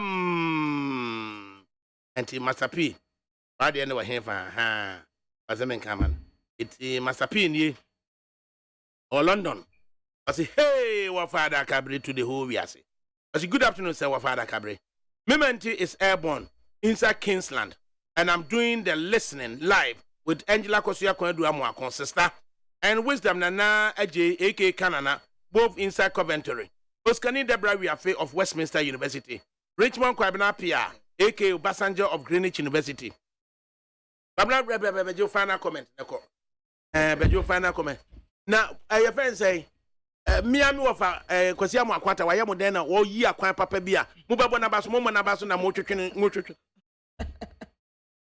over akwan na ye no yes wo chana snake ya wo chano pepe won chano pepe akwan ya anya no nyi wono nko an kurom na wo ebi wo mmea ahodo bebre enti wo mo sra ne se wo chana snake ya won chano obi anya bi kwabena na your friend say him fan watch obi be kan say wo mo tire se ko ono an constitute and ya why what about others see by election bape for the mirikasi ya ko hwe asen ya wo ye kwan sisi a wo pese wo constituency nya wo akwan ya by election kwabena eno na ye anedu ba bia na ye ka say poverty any ignorance any disease any high yo osi am akwanyene ekosi am akwata da wo kono constituency a akwan be pa na waye o anyinam to kwabin distance near saying no 15 miles kra na emom firi anyinam Mexico ekono a ekom moso na waye ne say dual carriage and ye din kan ye sisim na eye enkrofo etwitwade ba asifu say ya de gwanwan bia but kwamna asene kwan a wo mo kan ufri eye bekwai ede eko eye adanse traso unse ensuo no ne twam enti ensuo no on the right side of ensuo no asene praso and on the left side of ensuo no asen praso praso na ensuo no pe ne twam unse ensuo no sane free achem dan akofa wisa akofa apoli na odiaba enti ensuo ni sane ba ye no ensuo ni nipa so sei no adanse praso na ensuo no bonkum so friends asene praso na contractor your friend MSF say wo hwe udi free pokuase ede ko dobro croisun kwanta so ensam kwanta ho ko hwe the name of the contractor say MSF ana no sa contractor no ene kwan ede free bekwai ede ebeka adanse praso and another contractor enso so adanse praso enti wudu asimfosu na Kennedy kwame akompre kwa Japan be ka kiro asimfosu duo ekwan no omaye ne duo enna unse train so twam wo fosu etunze nanka bridge no ho na train no namase no omaye extend this bridge na redo that bridge no atimi aye kwan no a wo de ba yamransa eno ye tete papa dwonkofo penso a Japanese fo boa ye no enna Japanese fo na san boa ye biem ta kwan na beka akwadwo ban redu penso omo de ankure ehihye mu ana duru ba bia na aye hu sa ankure hyehyem eno na we na arterial roads no e wo no ekwan na koba se ufiri asene asempa na ye na wudi ko kushia eno so ye just under 14 kilometers na nana jinsem eno mo ena sa kwan so omo ye edu busa ho se ede be kwan pa na omo ye no ho major one say wudi free asempa na ye na wudi ba akuropon ade aba be si achema prade ade aba achiase that kwan what is happening there edi kwabena se akwan no wo mo ya na da ba election say na me chi say kwan wo mo de abesi ensuo na no Ashanti region side no mawie and no sha say so mo ye central region side no the central region side beginning no ano asem plus wo no no ho na san ye ye pen san ye asene north so no na edidu ba bia no ma kwasi amu akwata ya na ye mfa nche kakra na sia apa isi kura kwa na wate NDC for MP na wo mo call primaries to say Bongo MP Edward Bawa omunya suggestions abase omo resign omo seat no na just a by election mra enti answer ne bekwa koye development baba Pamna so odiana edi Master P mamengi nkan fa mani mra mehwe prelude to asene north Enti Oskani Debra we of Westminster University, Richmond Kwabnapia, A.K. Obasanjo of Greenwich University, Robert Aqua of Anglia Ruskin University in Chelmsford, Emmanuel G. Star Frimpong, A.K. Nikaji of Bracknell, Nana Krama inside Wolverhampton, Lav Brefo of Nottingham, Nana Masiedu Sapon inside Renham, Pabna Bafo, A.K. Kobe of Old Kent Road, Cindy Adua Osei, and Hannah Tete, both inside Taunton Heath, Florence JB of Flo's Kitchen inside Camberwell, DJ Nesta of 101 of Nisden, Kofi Stone inside Manchester, Emmanuel Buampunsem, A.K. Ura of Colchester, Nana Kosuya inside Battersea, a champion Berima, A.K. Odishia Banana Trigger inside Taunton Heath, DJ Robert of Edmonton Green, DJ Couscous inside Greater London, and Florence of Bing, A.K. Flo inside Catford. To be honest, we have abandoned our rich culture and heritage and adopted a Western culture, which is not helping us. Please kindly wish Kojo Dakun, A.K. Cash, in Dubai, happy birthday in advance for me. From your wife, Letitia Usu Frimpong, Nana Jua Dakun, Yecha Dakun, Nat, Debbie Dankwa, and the rest of the family loves you so much. Warm regards to Linda Ansong, A.K. Abuna Tasty, and Ivan Sodro Ansong, A.K. Jojo, both inside New Jersey. Fantastic show by all standards of Master P. Enna or Kase. Right. 1824 Natanase. Evans, Amo, Mansa, Amuga Gati, and Chairman Solomon Asante, into Chairman so Emra Hase, Napi Emra Medion Como. Now, is it about Asen Saf? A near number SMPP for no money abrese, Jeshication, Unyai. Oma and this for that no. NTS the Messiacro. Oha Exi Punk no. Needs FM. Hey. New July 2023. Despite media was so home to Medino, a sound of film, Onipia, a brilliant brano, I was so tricked to Wabum. And noting that despite media, I had to say, Yama, Nama Pum, Abra Mosai Alchimun. So 2023, a Nika Samkwe woman say, who favorite TV and radio presenters are, and what despite media, when you know a baby, and this celebrities are who are, man, when you know a bar. Now, so what you might be, a Veshassia, I will mensa, every walk of Piemu, I will pay the Active Presby Park, 3rd July 2023. And yet, damn minute, no, 5 a.m. sharp, no exercise, no ashes. Never take to a boom, that's all you. Despite media was over 2023.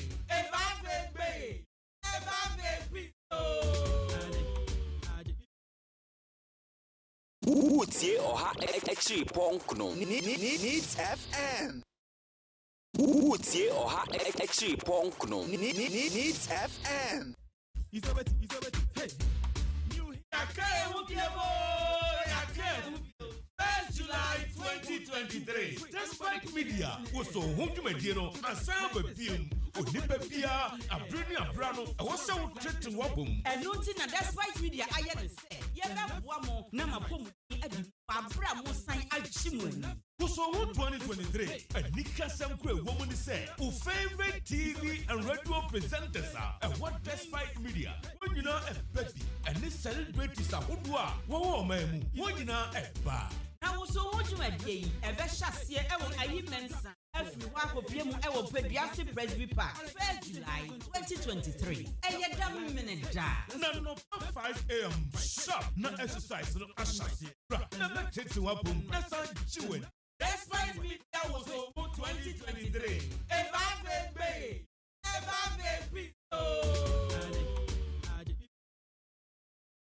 Utie Oha Exi Punk no. Needs FM. Needs 100.9 FM Suni. And Monday, June 5, 2023. In the studios, Evans Amo Gate is a financial consultant, and then Chairman Solomon Asante of the MPP. Evans Samu is of the NDC stock. Now, quick one. Now, Yenshe said, I say, good afternoon, Uncle. Thank you so much for your good works. 4 years ago, You gave advice on this radio about how we can be food sufficient as a country. You advise every household to leave a space for gardening, not to cement all the compound, so that a garden can produce all your vegetables needed for the house, thereby reducing your expenditure on those items. Can you believe that? That same year, I grew tomatoes and we use it throughout the year. We packed them in containers and froze it for use. After that, so now, we use the garden for contumely or palavassos for 3 years now, meaning we don't buy contumely from the market again. Here is the mathematics. 150 cedis per month on contumely times 12 months. It gives us 1,800 cedis per year. So that 3 years will be 5,400. Thank you for helping me save money. They are learning seriously from you. This is a marketing person who dealing with products. And then or say 4 years ago, and I crossed the year be a castle. Yeah, will be in space kakra. The compound. So with me do no be kakra. And I recall at the time, we create do cocoa. One can have say Emma or the cocoa and a bunch any other. It's okay. Right. And as I say, and be dear dance say dear tomatoes and contumely vegetables. And all calculated say for those times, onto contumely, onto tomatoes. If you say Udia. Now John Dramani Mahama say, Operation Feed Yourself. Alan Kojochi Martin say, Operation Own a Farm. What do we make of it? Hey, ADAKABRI Minchiao. MC Shia Cheka.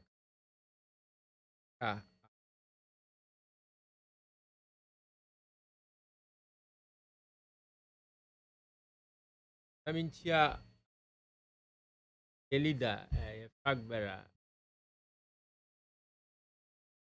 I'm a cheer for Ghana for. So we appreciate how our Ghana come. Muchra Abba, Yaneboa Ayedin. And then when you relate that to Asama, your penny, Ekas is here, so own a farm.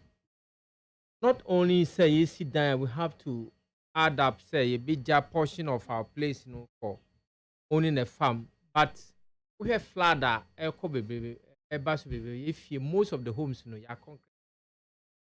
I think they should be very good, say we leave part of our site as a CBA to be an Adambi is make it an obligation, say Binyas as a cra, it be dear baby cacra. We hear so grab so bit me anon.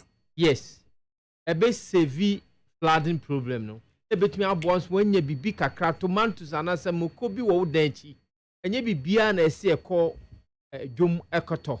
Intimifisia yen sa ebebo ma ho kire abeze wo kutomantos wo moku ade obeto anenam ebi obetumi adua banche kra wo dan chi ade obeto anenam agufo ade ho kire yi wo hu nkese bia they want mitigate ebe mani maso ti momma let's make it a point na ye nua penny ADAKABRI so say last 4 years or the aseme kan mo bi kra refe na e kire say media no eboa yes, but now I think it should go beyond the media activism, but something like national civic education. What is their name? NCC. They can develop a program such as this. When we say NCC is not doing enough, because NCC can not only concentrate only creating school, club, and other things. But major educational issues like health issues, governmental issues, civic issues, there should be a pragmatic movement. They be a omoba media. Na mo educate public no. Amani meti sano etumi abwa ama etumi akos. It is a laudable idea. Say ya wusi asasi bia na weje baby kakra wo de be garden ni man keti etumi anya fiu bois at all cost. I want you to bag and say, "Be den." So and now, Obi a bit me a garden. No, say maybe I would know. At least we can have a percentage of Ghanaians. Will be according to me and ya. Because Obi is the Meko 90 days. Once you 3 months ago, most of them are 3 months. Tomatoes so 90 days. Banchi could be 3 months. Banchi 6 months. Na body 9 months. And a brewer 77 days. Those basic to say to me, yeah, In fact, ebeboa pa ma how ni bi swati. But ye nim dua. Oh, intina make us say this media to me catch will be managed to me 4 years ago. The media also can educate.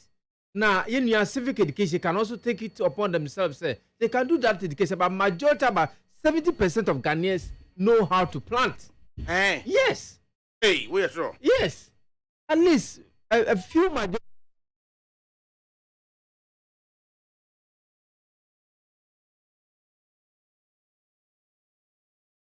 Sir.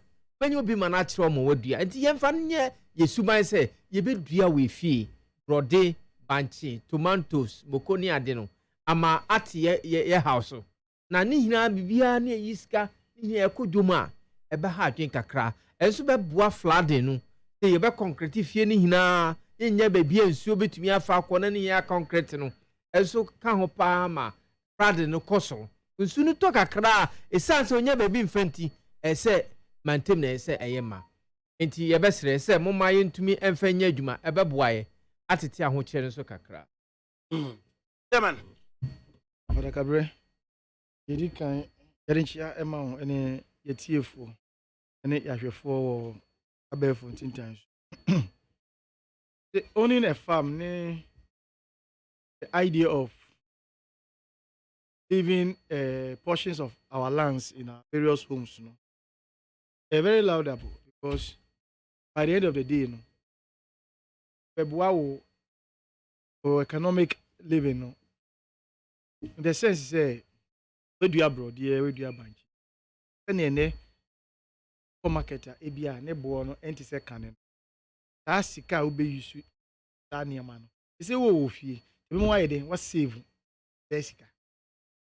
And I didn't know you fear no. I don't think say who try bibi. Well, they are then no so compare say banchi duano. Bro, they so compare sakes, you know. Why? I remember January. You see January when I'm so. Edua banchi ne bro dey wo fear. Building echi. Me inside and kasakra can for me. So I will do that I will building echi. Yeah, compare sakes, but the sakes says 7. And this is here. Na bunch. Biane there. 50. Last Sunday, no. Last Sunday. The last yeah, the previous Sunday, no. And no me, I'm go far there. I'm sharing in am usumiti. As me dey share for no. Brother no, he got to realize e back. And na etehwa hu say e shoot. Ni aka me hu omo traces. No problem. But as a last Sunday, me call you. Na back no nkwa o should also no mo efefe na almost start one ho. Banche no so there. Tell anything say ni. So when you say wow, it doesn't laziness. You wouldn't get anything from being lazy. You can do it early in the morning. You would me dey put na me. Dey am dey share for mo no. Asa. Man ko mo bi mu. Dey am dey share for mo no asa. Do ye ante wo de banchi dua ne chef na ya kire me say udua banchi na mani say ni hwe soro asa and am this chef for every eti na me bi say e banchi afede me hu say ade na yet enti me bi say ade kra hwe nya 6 months ko me say banchi de nya 6 months utimi tu ta fe na me bi say ade nya 6 months ada they ya dey calculate so from January to June na ebenya na me twa ma 1 month bi abeto so na afede ya start flowers bi sa oh is good enti na ya ade bi ebo na efie susu a ye enu ye ni land bare land no wo ho no a obeka se oba bedua sa niema no. There are ways of doing that backyard farming. O sa kufu gallon we no onya tintin ne kese ne sa utimi chemutu a what ten no do afele tu ni nyina with anwea lomi soya bi na fe say ntos no be so odigumu say pepper o. So you don't even need. As a chairman, yes, one side of the house is so would be a okra. Okra can be in say a Yunkunumano. There's a Yunkunumano so Anna. It is so. Is it something that you bet me so you bet me a project to be saying? Laudable. It is a weekend, not just a weekend now. Wouldn't them work for Muka crack, it will fee. And no, you're crying, seen it, and no just as a hour. It's very advisable, say. And he said, Ube, And I said, what's the whole place. What do you could so I can I say, I didn't. Kubeni, other things, someone to mean friasi. This is a brody, honestly, you won't mean you any maybe was it. And to be obeyed your Kubenia, Banchini, and Unia, Star Brodenia, because you need pay was an intern. Won't mean near Sunny man was it. I must say, and then Kubena Banocano, 3-4 years. Na kubeno dwarf one na wanyini aje say wait me anya be up to 500 kube and the kubeno tone say 5 cities into 5 cities next wait me anya be 500 of it 3-4 years na kubena ba yes na ya na agrubi ni edi ana mehu professor na wo hwe farming agri generally eno na kura man bia o da mna bia de agri beto nchen no na ama ho kire na doso de ka se ni meboa edin ni ma ne bo ba edin se enua mo ni papi na ja agrek ana fomodwuma na se obi aye paperwork na nipa kakra bi na be ye farming mo ban so demand ye high nti price nso be ko high nti obi abetumi ahwe ni enua ye ni fio onko ba bia ye nhwe bibi o unse every 4 years bi ane ato aba nti yemfa ne se ye de obi ye president come a year January 2025 so 4 years later ene be assess se nipa kro no wa perform so wa perform nti on the day no a ye de obi sisu January 2025 so my president no nanka so ahya se wo ye fuo fie nti wo so ye fuo fie no 4 years na ye hwe so wa ya ade na so nya ade no na so wa assess wo assess wo so fuo ni e ko ni say no it is a king na nke ye afuo bi kakra ka na ebetimi aba because eba ni fruit say I mean ho say 2 mango yisa say this season at this time ho say how chichiri rubber black no about 30-40 na efie na wo area mu na wo mu ni that bare land na almost supply it just not at a cost too because haran kola they want to come into the house too and a come so what they did me but I don't know how they got that. I don't know how they came by them but them how much chichiri they go so you dey come if you dey charm if you let me say hey na net tenkwala no enye tempted say no, this one may be so that they wouldn't come in. Okay. If you on mama kraman in Canada. That is it. Akade man no. I didn't want chire o mo say onu so betimi adua bi. Do you know that we can have a deliberate plan and policy? Amambu ana say there should be that kind of deliberate attempt say this is what I want to do. Let's assume that our government has accepted as a me person bia make 1 minister be yesterday no. Forgotten the name. And they will be in your backyard garden. Who see a danya? Ya assassin or say assassin in your boss on Quadia. Ya baby kakra. Ube to me, a garden. Bedding permitters. Omoba do have to inspect say what your space kakra. That's a deliberate attempt to minimize push shot. You see, the reason why I always say I prefer national development plan. Political party. Okay, nice idea. So in the plan, we have it say, henceforth, say, Sifia, create a portion. Friend is saying, permit. That is it. You have to see. Say, yes, you have allocated a portion of the land that this is for that. Apart from national development, I think that our parliament also should be development oriented, not only punitive measures in Kwan. We see always have a punitive laws. So we only say apart from passing bills for tax, when you say we should develop a development bills. Say Adambia obetinu don't concrete the environment. Adambia obetinu jebe kakra. You see, they are the only instrument that actually govern our place. If parliament and government initiate the program, it become a bill. Apart from making it a national development plan, it become a bill. To be compared to follow. And we channel through this assembly. National development plan, it can't work in ISO. Definitely there should be some laws be back in it. Yeah, one right or national development plan in a civil act. But what I'm saying is between political party manifesto and national planning, I always opt for national development plan. And this one should be something I say, some see enye ade a say ye o agenda 2020 vision so na just for na who say na no we no eye ohye ye hwe say all political parties when you be ye unya perform government you don't need to say wo roadmap be our set in the name of manifesto no na be this no the plan that we follow. And that's what we are finding difficult coming about. That is it. Then you inculcate this anima where you can want say session plan ma me say that the national development plan, this is how we should go about it. Of ADAKABRI, all political parties recognized by the electoral commission should be called on board. They're from on board. Everybody be there for next as a political party next 50 years manifesto we trim so person draw nyina no fa betu dwa. Now how can a political party get the next 50 years? No. They do.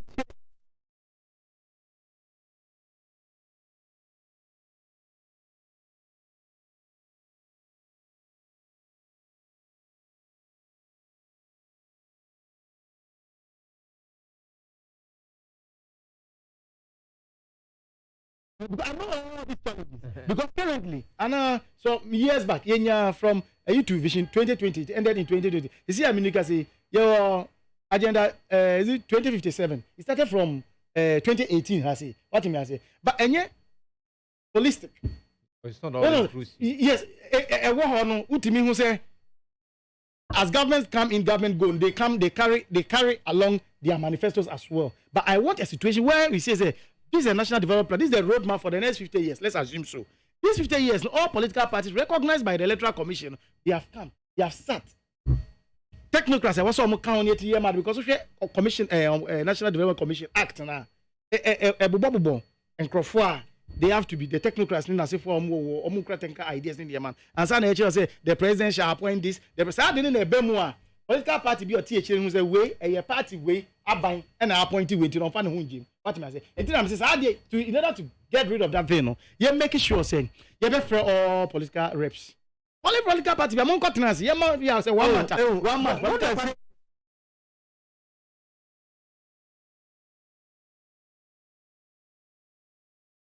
For the next year, because he can never have a 50-year. But need the cry. We didn't maybe a lobby crowd and see ambition. No, so then the account. So maybe you know when you're solid, a bit market for the next 50. What was say? What kind of day?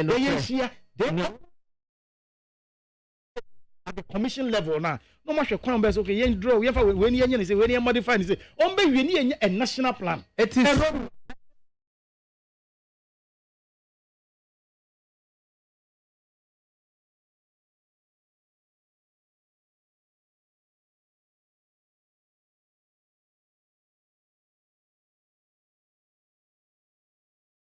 And they can now, you can introduce a private member bill. So if we think we have identified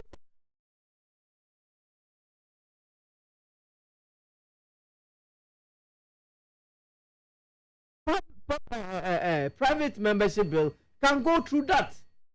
You should.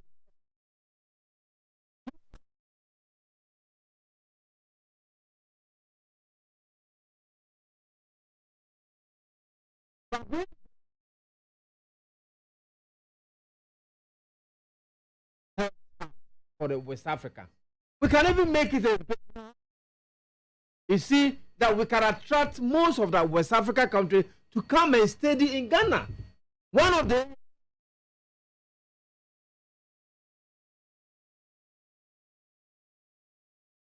countries like Sierra Leone and so forth, they can come to take a medical care in Ghana.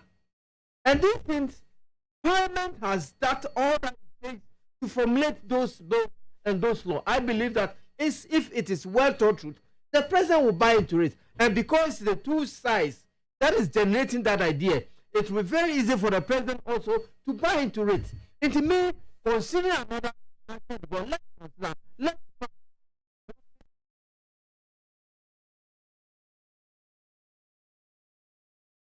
Because the benefit here comes.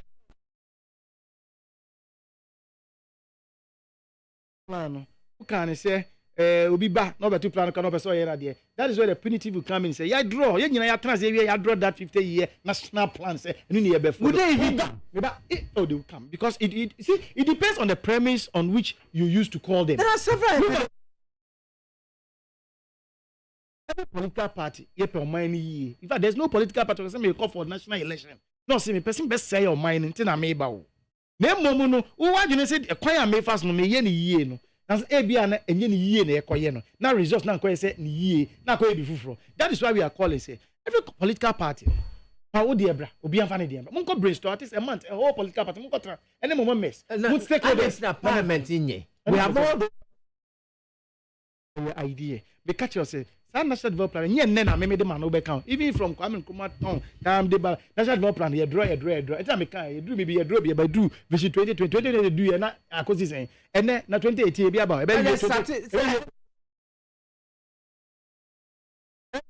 by the atunche masa the me pa kire no enye sa development plan na ye ya wo ba na wo san ra no political manifesto eso won chen no eno no political manifesto no governments give priority I'm the priority to more than the development plan. Of course, me ko jina simple so me can say and number share me na national development plan na e baby. What me say? What I'm saying is it has been attested to.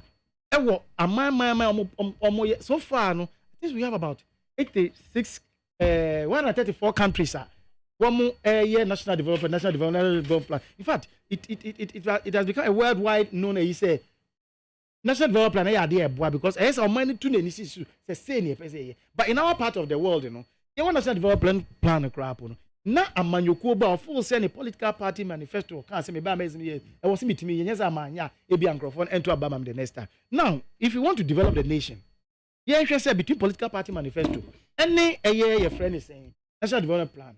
Ni mienu emu de wahin and you see so much of manya e betimi aboa yen. Well look, and then now can national political party manifesto say NDC ba yava se kufo ba no be ye e bia your friend is saying what is it housing system na ebi wo mampo na ebi wo hasi then another government comes affordable housing now another one comes now what discontinue one twaso then another person comes the same house and also sabe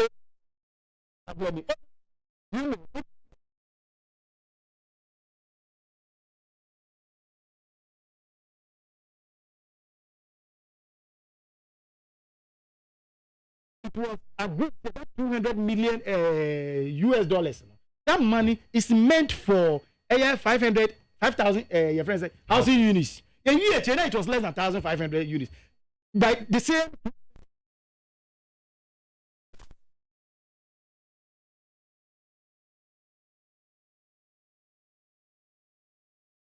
punitive measures. Punitive now parliament so boy say punitive say afa punitive and carry home. You see national development look ya national development plan. Na parliament a development plan e dey add to you see punitive measures e dey to one say what about form government now about for now once the plan national plan is there we say me switch akwa anything from a privately party designed you say a plan bia and a manifesto bi no wo no was say emra ni would yes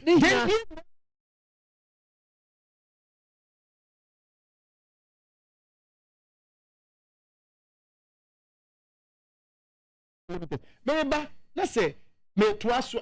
Say that send ya na to plan that one. Sana was here twaso. Now, how would we be assessed? We will be assessed. Say, Sebi, the 4 years, no, who buy any kilometers, no, who yeah, how many? What me I say? And I'm measuring by any moon saying I'm here, no. With the Sikaso idea, oh, there no money about share. Now more the prudence of your friends, national.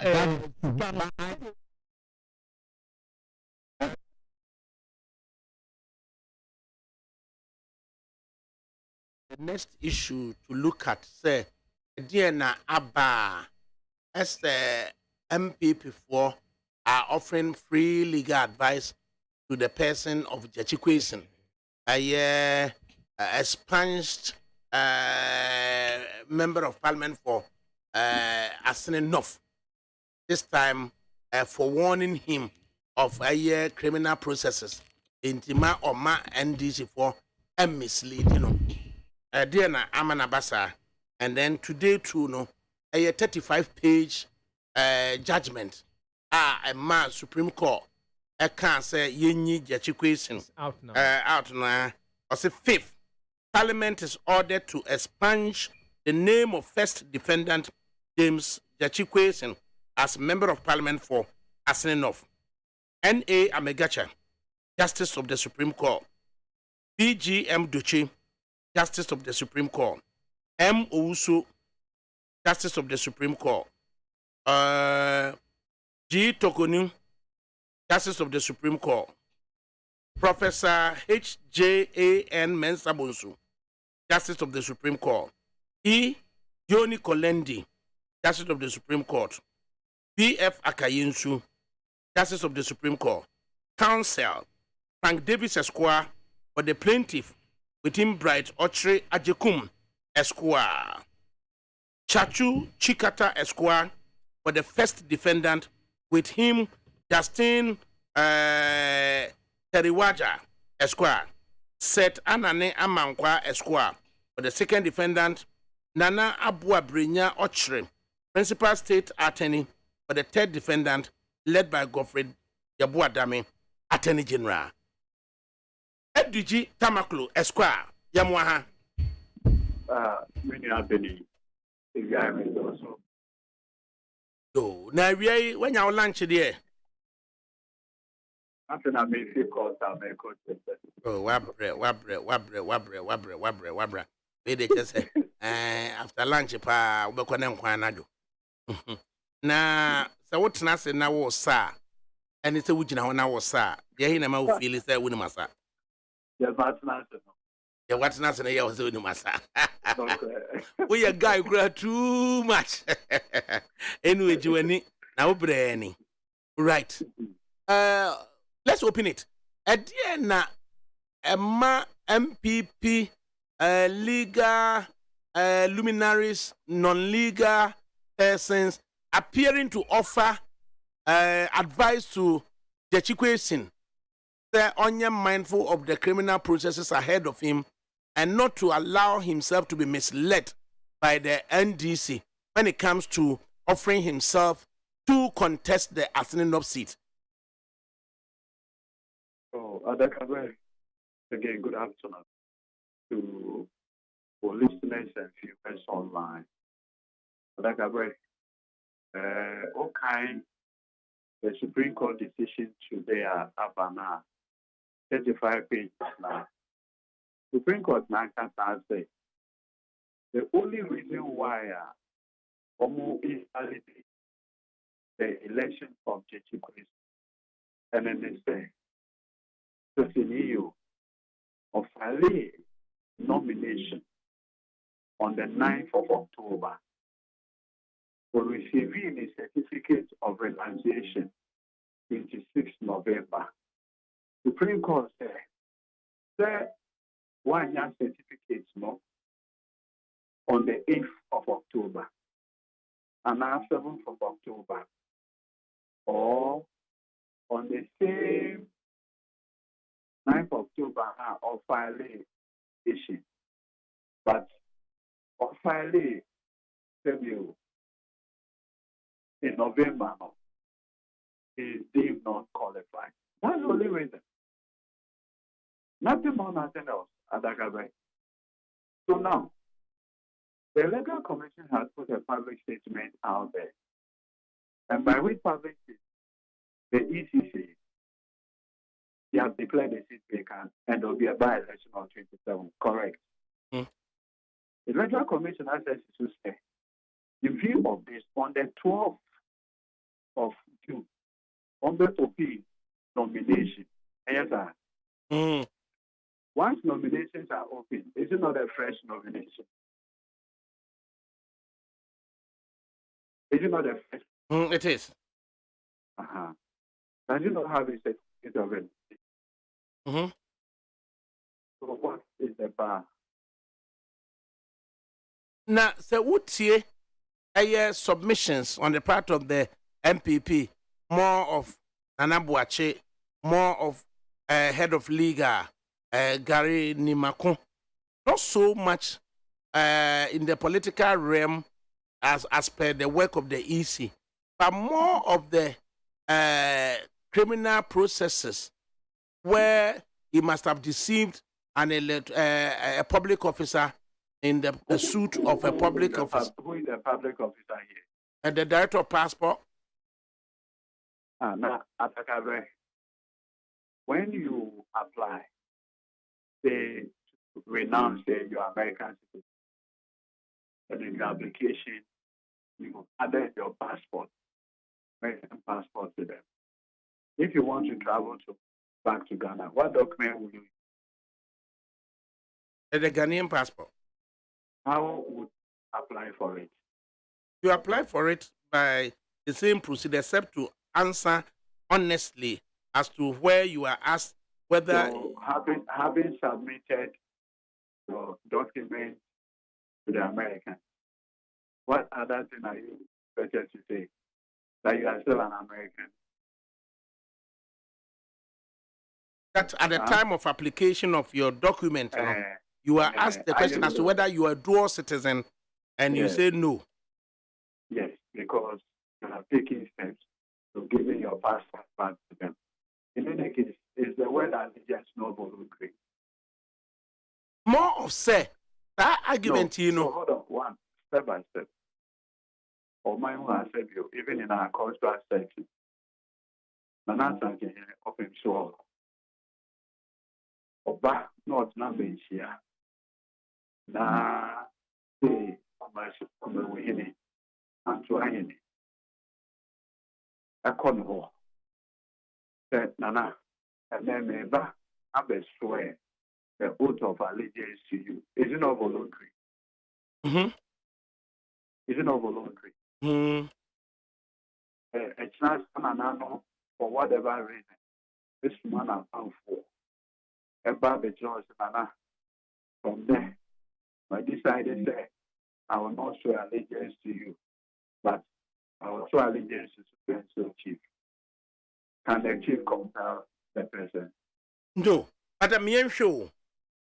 From this angle, be a met was more.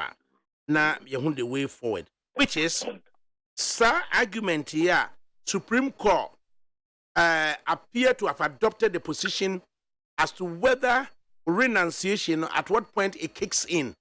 Say, yeah, at the time you signed and gave out your passport, or at the time you received your renunciation certificate, they sought to maintain, say, the Ghanaian law superseded that of the Canadian law.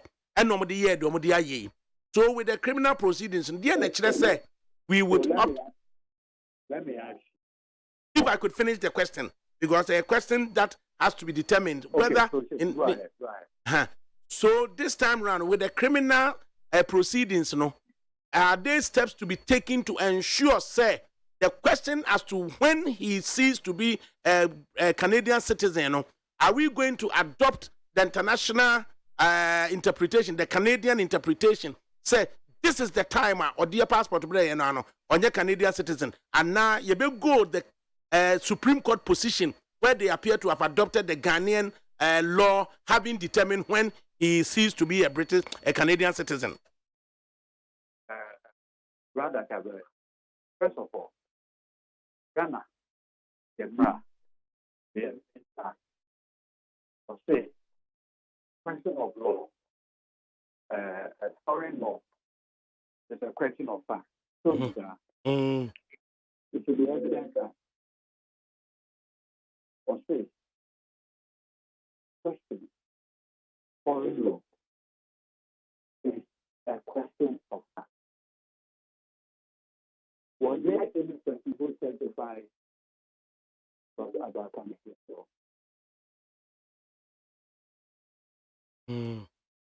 ADAKABRI. I'm Ethiopia. Did anybody testify before our Supreme Court as to the nature of Canadian law? There be just an expert in them. As I said, now, I said, question Abu Sano. There was a Canadian law, Nana. But the thing is, the law, the evidence has been there. When it comes to questions of foreign law, it's a factual matter. Yes. ADAKABRI, in law, our facts not prove things. Yes. By calling witnesses. Yes. How was that fact of Canadian law on allegiance proved in our court? And no, the allegiance is not owed to Ghana. Article 94 to is fair. and no, Nana, your best yet here once say, When to me and the High Court and subsequently the Supreme Court and to Musa Yamfre, because when you look at the case of Jomoro, Exactly. the judge recognized that fact. Now, wait, dear, Yantimi and Hunu, the Abasia Hunu say, with the criminal processes, who bet me about whom what didn't say. Yeah, I've decided that I won't glorify such judgment with the greatest respect for a good reason. You are still a young man. The baby I would you know, men say ho. Would the person but when you use words to that effect now, meaning say you but a subject to a subjective. Who na because but somebody listening to you say you will not glorify a decision of the Supreme Court as a young lawyer. No, but the impact is listen to me. The impact is the court decided. What can you do? I don't think it was in the criminal processes. Mubet me abom home modern amenya that recognition na Jomoro high judge no I was second D. Onya ya no na. That is what we want to find out. Thankfully, as you rightly pointed out, Article 94 to 62 only allegiance to a country other than Ghana. But what you say? Yeah. And from the reading of the law, you must demonstrate from the prosecution. You see, this is a civil matter. The standard of proof differs. This one is on the preponderance of probability. In the criminal matter, it's proved beyond reasonable doubt. Clear distinction. In a criminal trial, two things must coincide. Yeah. The mens rea, the actus rea. And Kobium, a dientina ma MP before lawyer for na appearing to advise the question directly. So it's because you see, the chief is a very popular person. In the 2020 election, he had more votes than Anado Danko Akufo-Addo. He had more votes than John Mahama. So clearly, if you are in a competition with such a gentleman, you definitely be scared. Okay. And to the extent, and you see ADAKABRI where they messed up a few minutes. Oh, say, yeah, entity. When you're moving, almost so I say, me, granny, second year, so what is happening? Aye. Who was the lawyer for second day? Who was the lawyer for second day? Oh, ADAKABRI was Minim. Who was the lawyer for second day? Was he on this secrecy panel? Now as a judge? It is a yes, Yoni Kolendi, yes. Okay. Now that's it. During the trial, over the Odisi Ghana Immigration Service man testify there. I thought that's it. I too. The person who testified as the immigration officer put before the court 3 different passports. A Burkinabe passport, British where one. he provided his place of birth as Burkina Faso. A UK passport, where he described his place of birth as Burkina Faso. A more accurate description would be a British passport. A Ghanaian passport, where he indicated that he was born in Boku. 3 different passports. At the time of swearing in. He never took a decision to renounce his citizenship. Yeah. Or allegiance. ADAKABRI, you see, like I said earlier, when the Supreme Court has decided, that's a finality, whether you like it or not. But you could have gone for a review. Oh, this is a 7-0 decision. And not unanimous. You only add 2 more. And Aye. But you see, the curious thing is that ADAKABRI, that's the situation I think. Who do you say to that? Beyonce versus Rollins. Oh, yeah, nationality, you know. Because, okay, yeah. Ghana, the Rollins, military rule into democratic. When immediately the NDC put him up as a candidate, Wilson echoes a high court then. Echo can say, under no circumstance should Rawlings be eligible to contest as president of Ghana. Gordon Papa is Scottish. Article 94, the same provision was in the PNDC law then. The High Court judge can say, allegiance is different from citizenship. And the judge reasoned that Rawlings, by reason of who his father is a Scottish. So he being a Scottish is by blood. Yes. So how is he going to renounce his blood? ADAKABRI, what are you?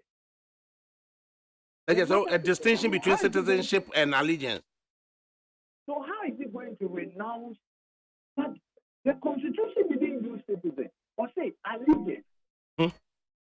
If the framers of the Constitution intended that allegiance should mean citizenship, they would have used that you should be a citizen of another country other than Ghana. They sought to talk about allegiance.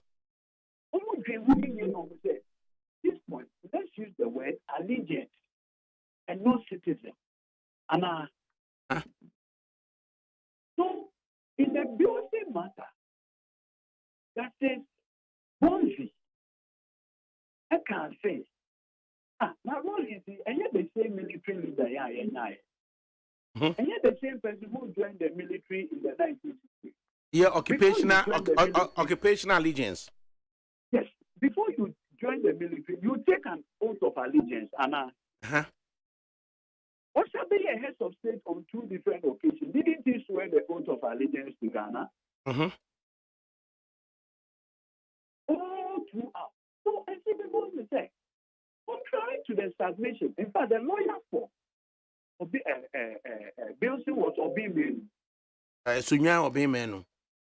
The same thing can say, contrary to the submission of the lawyer for Bilson, only should go to the UK High Commission and obtain a certificate of renunciation before he can contest at the NDC candidate in 1992 election. That is not, that's a misreading of the law. And that is how Collins was able to contest the 1992 election. Okay. Even make it ADAKABRI, with the greatest respect, the citizenship the same as allegiance. Several authorities are pointing they are not. ADAKABRI,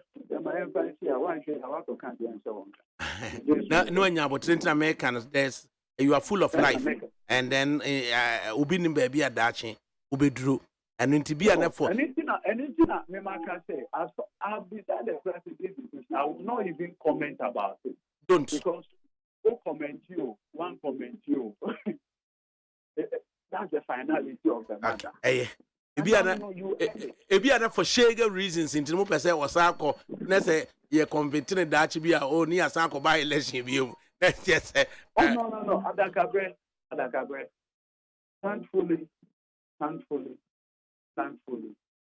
in this country, there's something that before.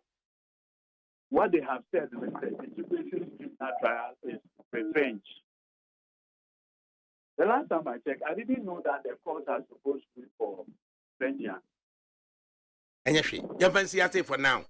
The revenger, what me I draw the distinction between the secondary issue and justification issue. Right. It is a Siano. And this is more misleading justification and I say yeah, they are two. Let's say misleading. I don't know. Or here more chat case in cash it. Basis of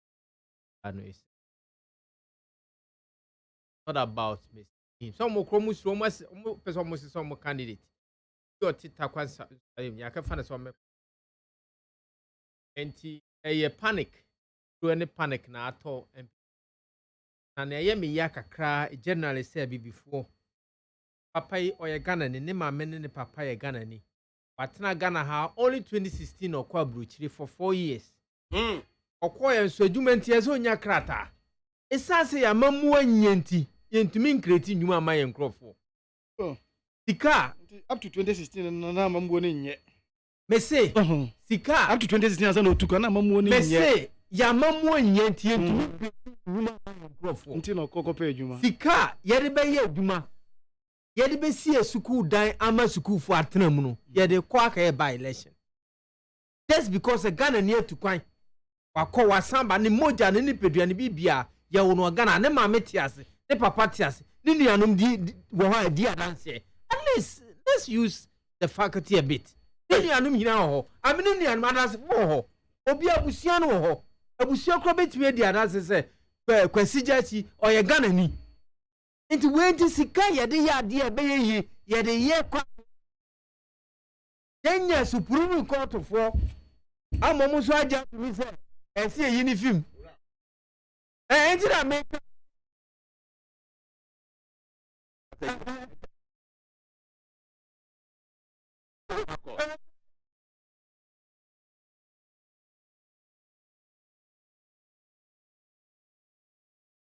ya prewa asme pa chao ya se film kakra me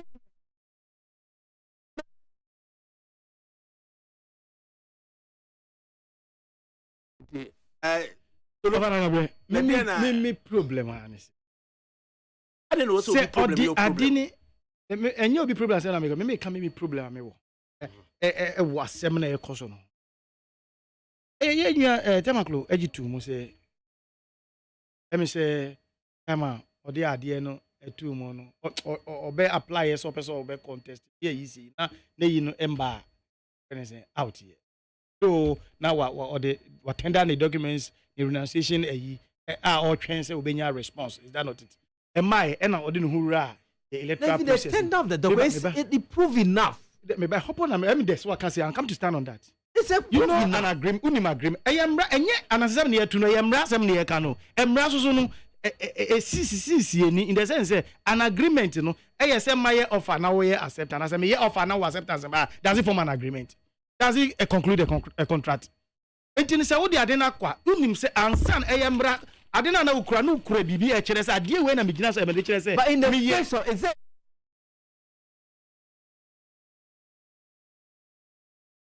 at some see as to who determines whether the citizenship no Canadian law and the be determines at the time our the passport to ma wo sign you know Canadian law would say he no longer owes allegiance to Canada. And then amayati asese na odi ade na tumu a all train the response that's my person can say point ayibusan says be dia na person tie ho ase no say also code to evidence act no the foreign law no is a matter of fact intini person nye ho ntia ase say or no sign document in the British authorities say when you passport no as that time no won't mean your benefit be as a Canadian no under the Canadian law no let's just say he ceases to be a Canadian and now say it's a question of Ghanaian law say law no and make sure other people are listening it is that's a question then see on TSA and now say in the alternative no time one in Sabeka a year your pen say renunciation certificate Ghana no and a Ghanaian law no then determines say who citizenship it's not established in the law law no go through na emra no emre do a issue with the certificate na yes then I'm yes say I contract na wo mu mienu nte ono any Canadian government ntemu and na renounce at the time of sign you know na he ceases to be a Canadian citizen na certificate near the brain no is just a proof of having earlier agreed not to be a Canadian citizen. At the time, I would do too. Say, who train say, I didn't my said, this is the offer that I've made. Who train acceptance? Who train that certificate until so Sabekano. Now, you see how Casas okay, I renounce the Uber you should date me. Say, yes, what go to date our certificate. Certificate in my ADAKABRI What me is say? our law is too punitive.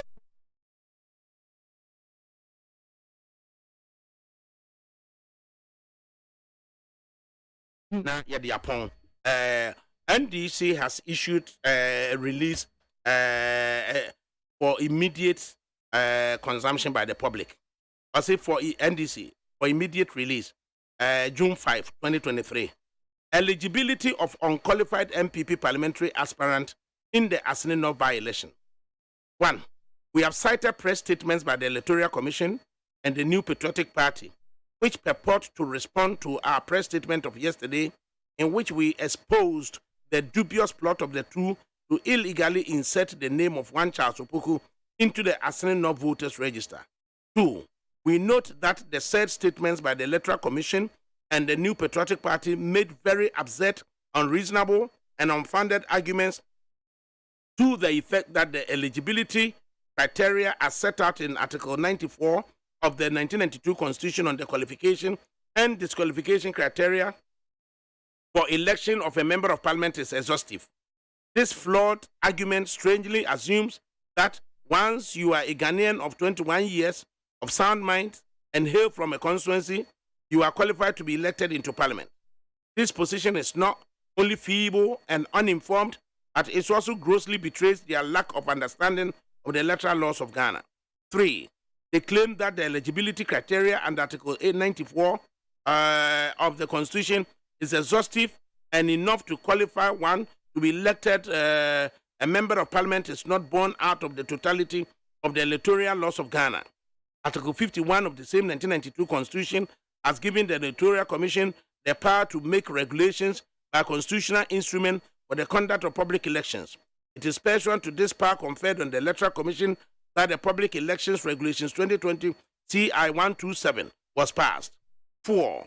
It must be emphasized that the above law provides for other requirements that persons desirous to be elected as members of parliament must fulfill, which requirements are not covered under Article 94 of the 1992 Constitution. CI 127 thus provides additional criteria that an individual must fulfill, failing which that individual can be disqualified from being elected a member of parliament, even if he satisfied all the requirements of Article 94 of the 1992 Constitution. 5. One of such requirements under the Public Elections Regulations 2020 CI 127 is the requirement of nomination as set out under Regulation 6 of CI 127. Under this regulation, a candidate for election to Parliament must be nominated on a nomination form in a manner determined by the Commission.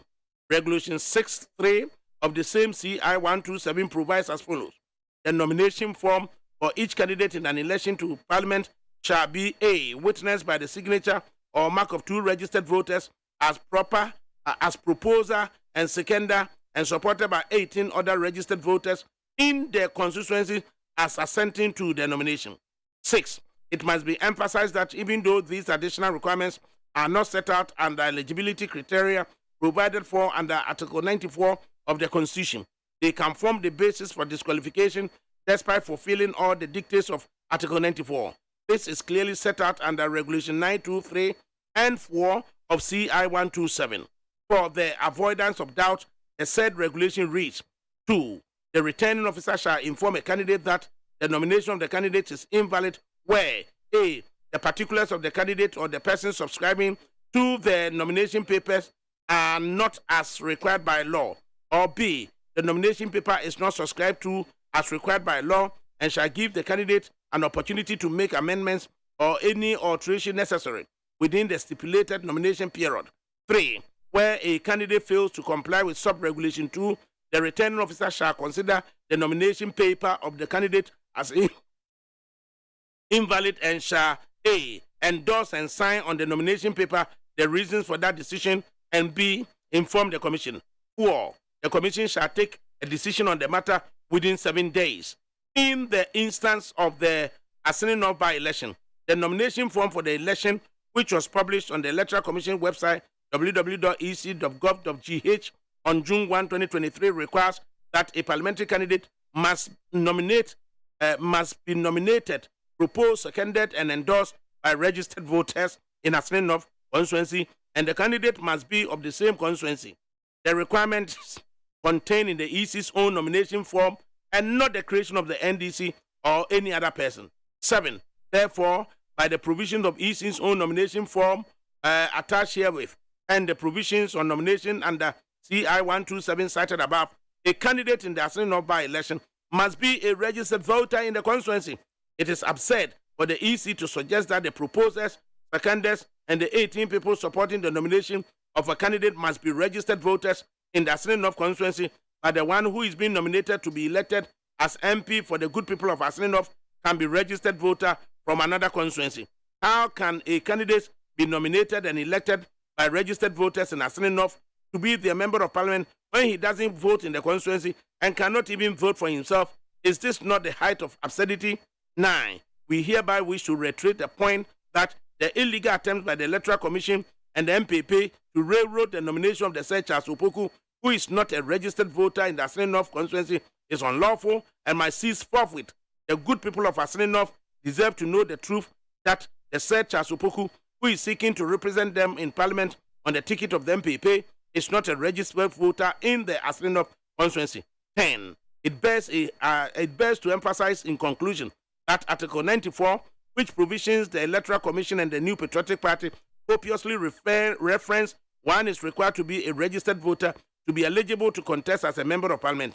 It does not take a legal luminary to understand that the purpose of this constitutional requirement is for a candidate to have a voting right and interest in the election to be eligible to contest and be voted for in that election. The NDC is only sticking to the clear provisions of the EC's own nomination forms and their own CI 127. Enough of the deception by the MPP and their collaborators in the Electoral Commission. Signed, Sammy Jemfi Esquire, National Communications Officer, and thereby Yapon Asida.